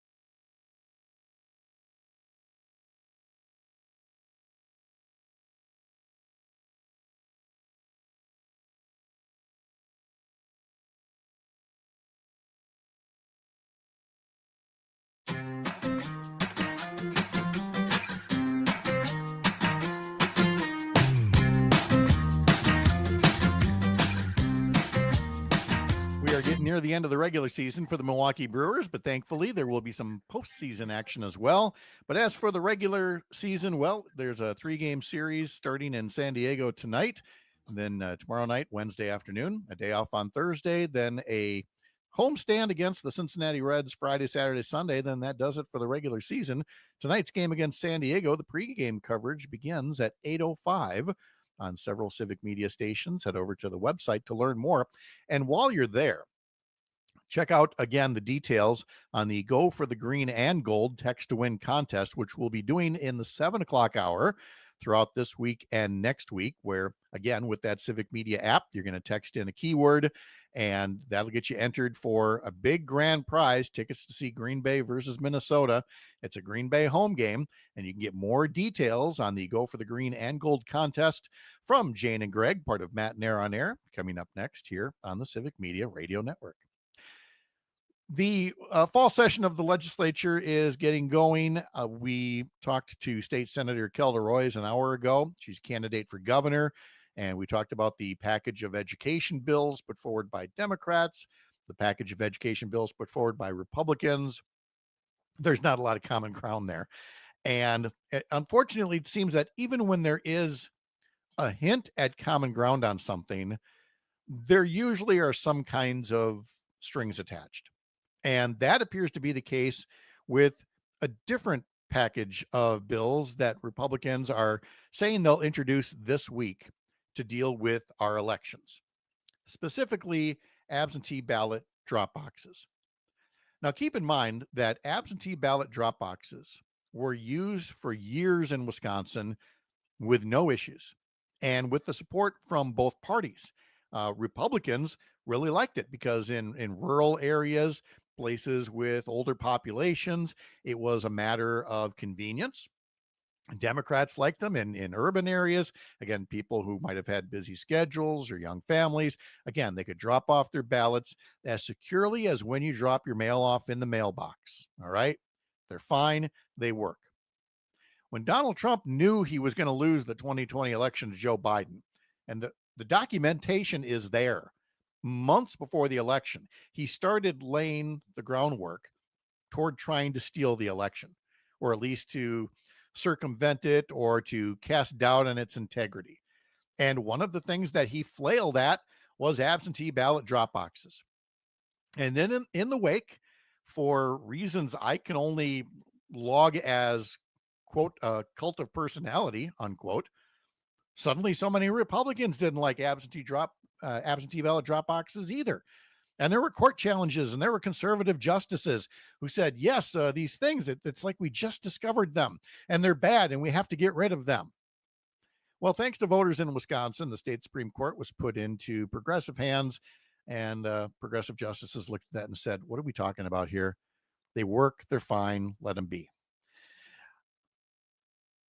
Let's turn to another matter, and then I'll bring the two together, and that is the processing of absentee ballots.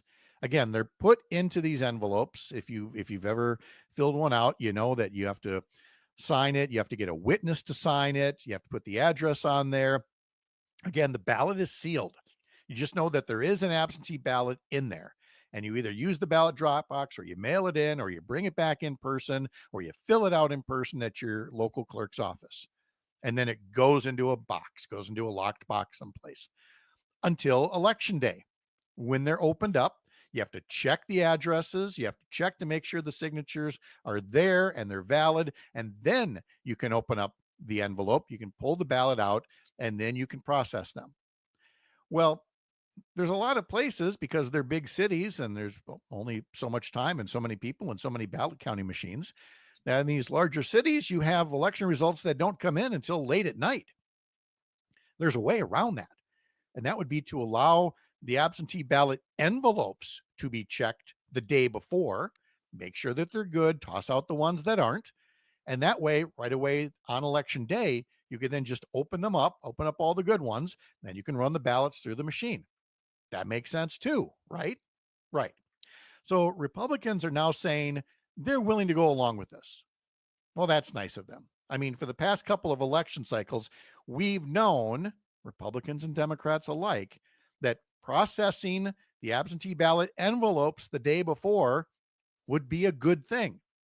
And yet Republicans in the legislature have fought against that, have not supported it for only one reason, and it has nothing to do with security. It enables some of them to continue the talking point, basically the conspiracy theory that, well, if the ballots are taking so long to count and the results are coming in the middle of the night, there must be something shady going on in bad old Milwaukee or Madison or Green Bay or Racine or Kenosha. There must be something that we can't trust there. But they won't, of course, pass the bill that would allow the processing of the absentee ballot envelopes so that you wouldn't have that talking point. Well, now we come to Republicans saying that this week, here comes a new package of election bills, and it would allow for Monday processing of the absentee ballots. Well, thank goodness. And it would allow, for widespread use of absentee ballot drop boxes. Well, yeah, there should be. But of course, here come the strings. And there are definitely strings attached to this, as explained yesterday on Upfront by Republican Representative Scott Krug, who is vice chair of the Assembly Elections Committee. And he said on the program, I think it's fair to say that some of these things, Republicans might not like them and Democrats might not like some of the things. Well, I don't know. There's definitely things for most people to not like in terms of the strings that are attached, because we're now suddenly treating absentee ballot drop boxes like they're Fort Knox, just waiting to be robbed or something. Because in return for Republicans supporting the Monday processing of absentee ballot envelopes, the bills include security changes for the drop boxes, including 24-hour video surveillance that must be live streamed on a municipality's website. So in other words, these cash-strapped local governments, whether it's a little township or a big city that's already having a tough time meeting expenses because of cuts by the state legislature, would now have to put 24-hour video cameras on the drop boxes and then reconfigure your websites to live stream a picture of a drop box, which I'm sorry, you're begging for people to just go to these drop boxes and put on a little theater presentation because they know they have an audience there. It serves no other role whatsoever. But wait, there's more. The ballots, according to this bill, would also need to be transferred from the drop box to a storage facility only under the constant supervision of a law enforcement officer. That's how little respect they have for law enforcement. I mean, you've already got police departments and sheriff's departments that they too are cash strapped. They too have better things to do. And yet the Republicans in the legislature would require that there be an officer or more to go to these drop boxes when these ballots are picked up. So let me ask you this. Are you aware of any mailboxes out there that are live streamed, that have 24-hour video surveillance, and that they're on the U.S. Postal Service website? No, because it doesn't happen. You know why? Because mailboxes are secure, and if you fiddle around with them, if you try to commit some kind of mail fraud or theft, that's a crime. You'll be charged with a crime. The same goes for absentee ballot drop boxes right now. If you monkey around with them, it's a crime. And who's going to take the risk of that to affect what? The 10 ballots that might be inside that box? But we're going to add a law enforcement officer that's got to be there like you're transferring gold bars. These are the strings that are attached in order to get Monday processing of absentee ballot envelopes. Why? Why can't we just have a clean bill? Why can't we ever just have a clean bill, an up or down vote? Are you okay with Monday processing of absentee ballots? If you're not, say so. Say you want to continue the conspiracy theory about late night ballot counting. but don't tie these strings. And then, of course, when they get voted down because they're ridiculous, they then get the talking point of, oh, the Democrats, they voted no on it. The Democrats voted no on election security. Yeah, they voted no on armed guards. I mean, why didn't you just ask for an armored car to be there to carry the ballots in as well? Maybe a full police motorcade. But always the strings and always the talking point, rather than just doing what is best and most efficient for our elections. And so my hope is, and my expectation is, that if these bills actually make it to the floor, and frankly in the committee process as well, the Democrats will put up amendments that would strip out the ridiculousness. Maybe even find some other kind of middle ground, whatever it may be, whether it's strengthening the penalties that already exist for monkeying with absentee ballot drop boxes or something else. But get us to the point where we can do the Monday processing. Have some more respect for your local clerks. Have some more respect for your local law enforcement. And stop making them engage in all of this performative politics, so that you can continue talking points rather than having elections that just do what they already do here. They are safe, they are fair, they are efficient, and in the ways that they could be made better, just make them better and stop screwing around with them. Oh, but speaking of screws, how's that for a transition? The headline from the New York Times: Trump's tariffs are damaging America's biggest foreign source of screws.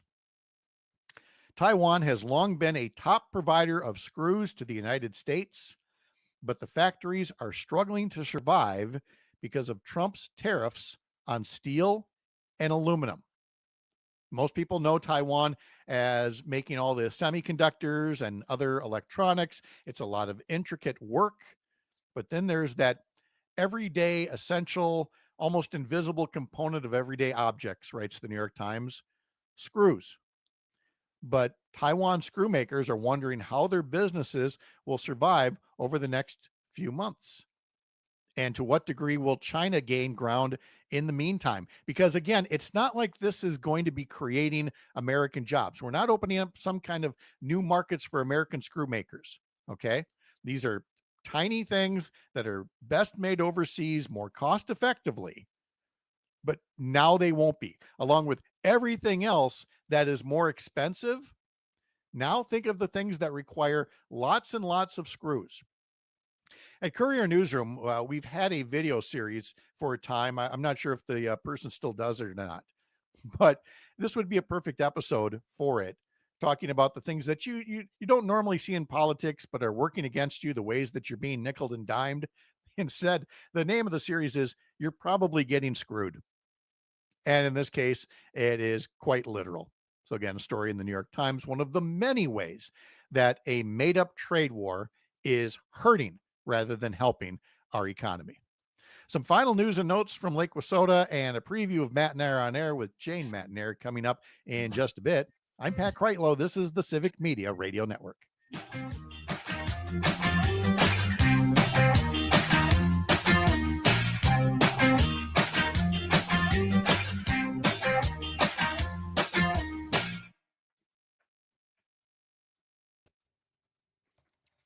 And there's Jane now. Good morning, gentlemen. How are you? I'm screwed. How are you? Actually, you're not screwed, which is the bigger problem. Yeah. Yep. Well done, Jane. Said. Yeah. Yep. Exactly. How was your weekend? It was uneventful. Trying to. Lovely. We're going through things. So I went through CDs that we haven't listened to in 20 years. Oh, you're going through things. I thought you meant you were having a rough time of it or something. No, we're going through. We're literally going through junk. You know what? I that's going to be happening here soon. And I've got a name for it. It's called. Oh, good. Don't tell me. Wait, save it. Okay, I'll save it. Yeah. Save it. Yeah. Okay. Boy, you know what you're doing here. I like that. It's a tease. Ooh, yes. I'm intrigued. I know. I'll stay. All right. Son of a gun. I of all the notes I have, and the problem is I have too many of them, and I don't put things in front of me. And I had, because do you have Jocasta and Kareen on? We do today. Okay. Yep. Jocasta I- first and then Kareen in hour number 2. See, I had it here and I forgot to mention it earlier. Okay. Yep. Well, at least we know now. There's another spoiler alert, folks. I'm sorry, we can only hold so much back from you. Oh, are we we're doing secret show. Secret show. Yes. Secret show. Oh, Secret show. There you go. there we go. Now that feels better. Oh man.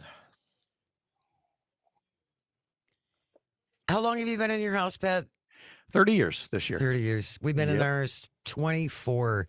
It's Mhm. amazing how much junk you accumulate. Oh, It's yeah. incredible. Yep. I swear it reproduces Did, in the basement. I don't know if I told you what we're going to do with my mom's place. If she passes before me, I've told her this because she's not a hoarder in the TV sense, Right. but she's got a lot of stuff she doesn't need. And we joke about throwing it all out, and she'll be like, some of the stuff you're going to want to go through. So, Mom, no, we're getting a very large one of those large long dumpsters.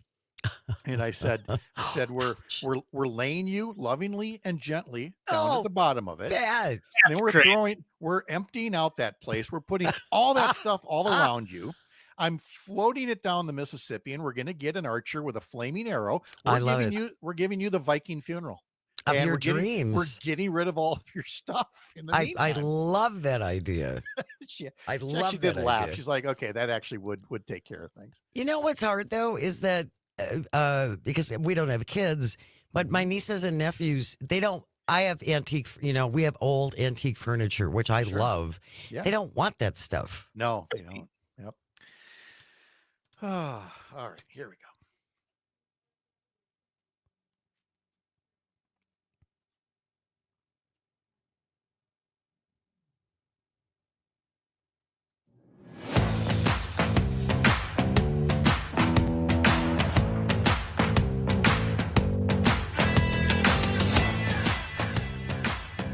All right, Jane Matnair is here. Matnair on air coming up next across the Civic Media Radio Network. And Jane's going through some stuff. We are And- literally going through things. Literally going through Literally. things, which we're going to get to in just a minute. But first, we've got to talk about what's coming up because you got candidates today. We do. We are going to be talking to Jocasta Zamaripa, who is an alderperson in the city of Milwaukee, and she is running for Secretary of State. So Jocasta is going to be joining us after the 9:30 news. And then in hour number 2, she's been a guest many times on our show, a former daycare provider in northern Wisconsin. Kareen Hendrickson is going to be joining us. She, of course, had to close her child care facility Yes, in after New Glarus. struggling Yes. for so many years trying to hang on. And now she's running for office. And I am thrilled to talk to her about this. She's had some pretty interesting things she shared with us when she's talked to some of our lawmakers and their opinion, let's say, on who should be providing child care and what they should get paid for. Yes, I think they did everything but say "little lady."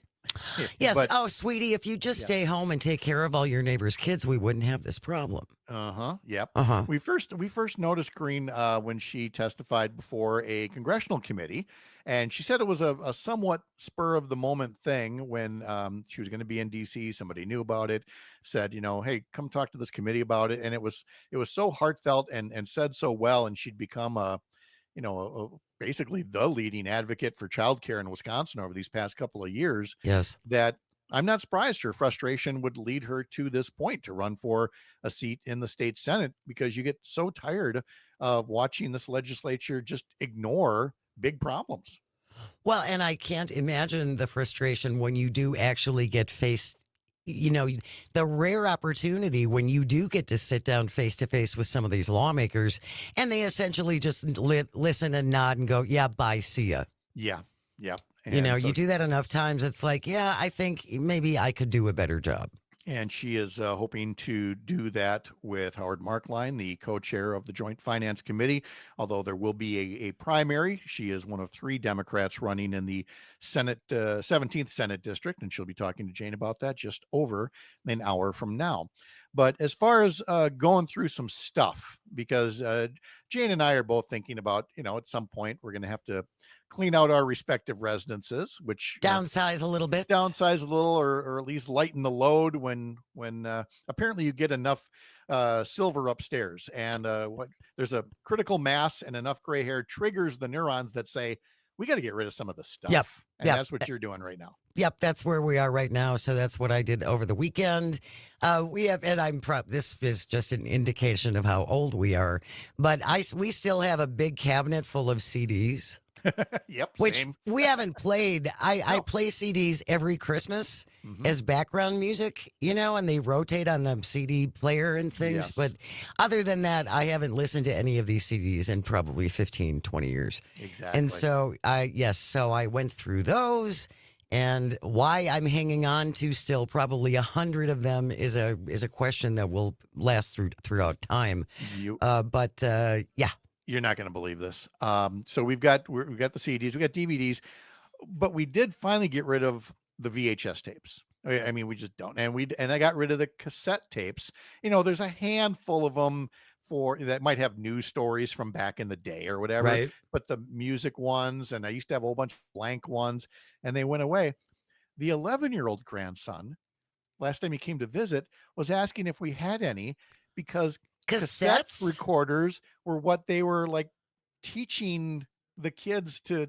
It was like some kind of OG way to do something with technology and recording yourself. I think it's like a step before you can teach, here's how a computer operates. It's sure. Here's the technology that got us there. And he thought for sure I'd have some cassettes to give him to take back to school, and I didn't have any. Oh, rats. It's like, let's make a deal, when Monty Hall would come over and go, or Wayne Brady does it today. I'll give you so much if you've got, a cassette tape in your purse. In your purse, right? I don't have a cassette tape anymore. Oh, that's a shame. I have some old air checks he can have. No, those are going in a museum someplace. Oh, yeah. Like the rest of us, Yes, exactly. We're just museum pieces. And so, yeah, I'm getting close to that stage now. And are you familiar with, there's all these different declutter, people at the workplace, whatever. Joy Condu and whatever. Yes. I don't do that, no. And one of them has a theory called touch it once. In other words, if you get, like, say, here's a piece of mail, and I have not opened it yet, and it's sitting over here, and at some point I'm going to move it over here. And at some point I'm going, I'll get to that pile there. I'm going to move it over here. Yes. And the theory is, if you've touched it, deal with it, get it out of the way. I'm not very good at that, but it does set up the name of what I'm going to be doing with my stuff when it's time to go through there.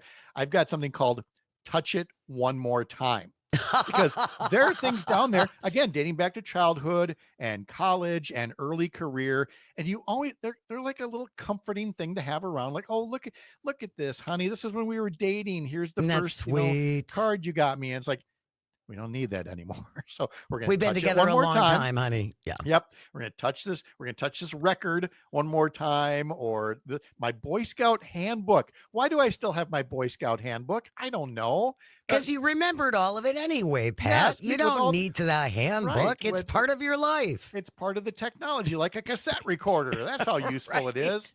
So yeah, I've said as we get closer to that phase, it's like, touch it one more time, say, yep, I will miss it, and get it out of there. And don't make your daughters or anybody else have to do that for you.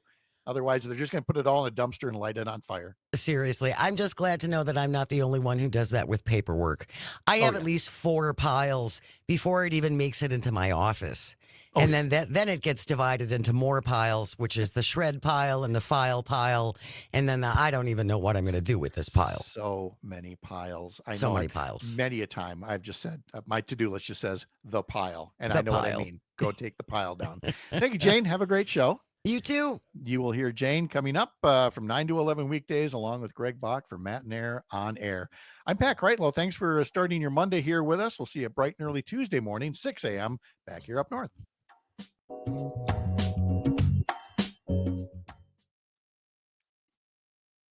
right. Thank you, Jane. All right. Bye, live stream.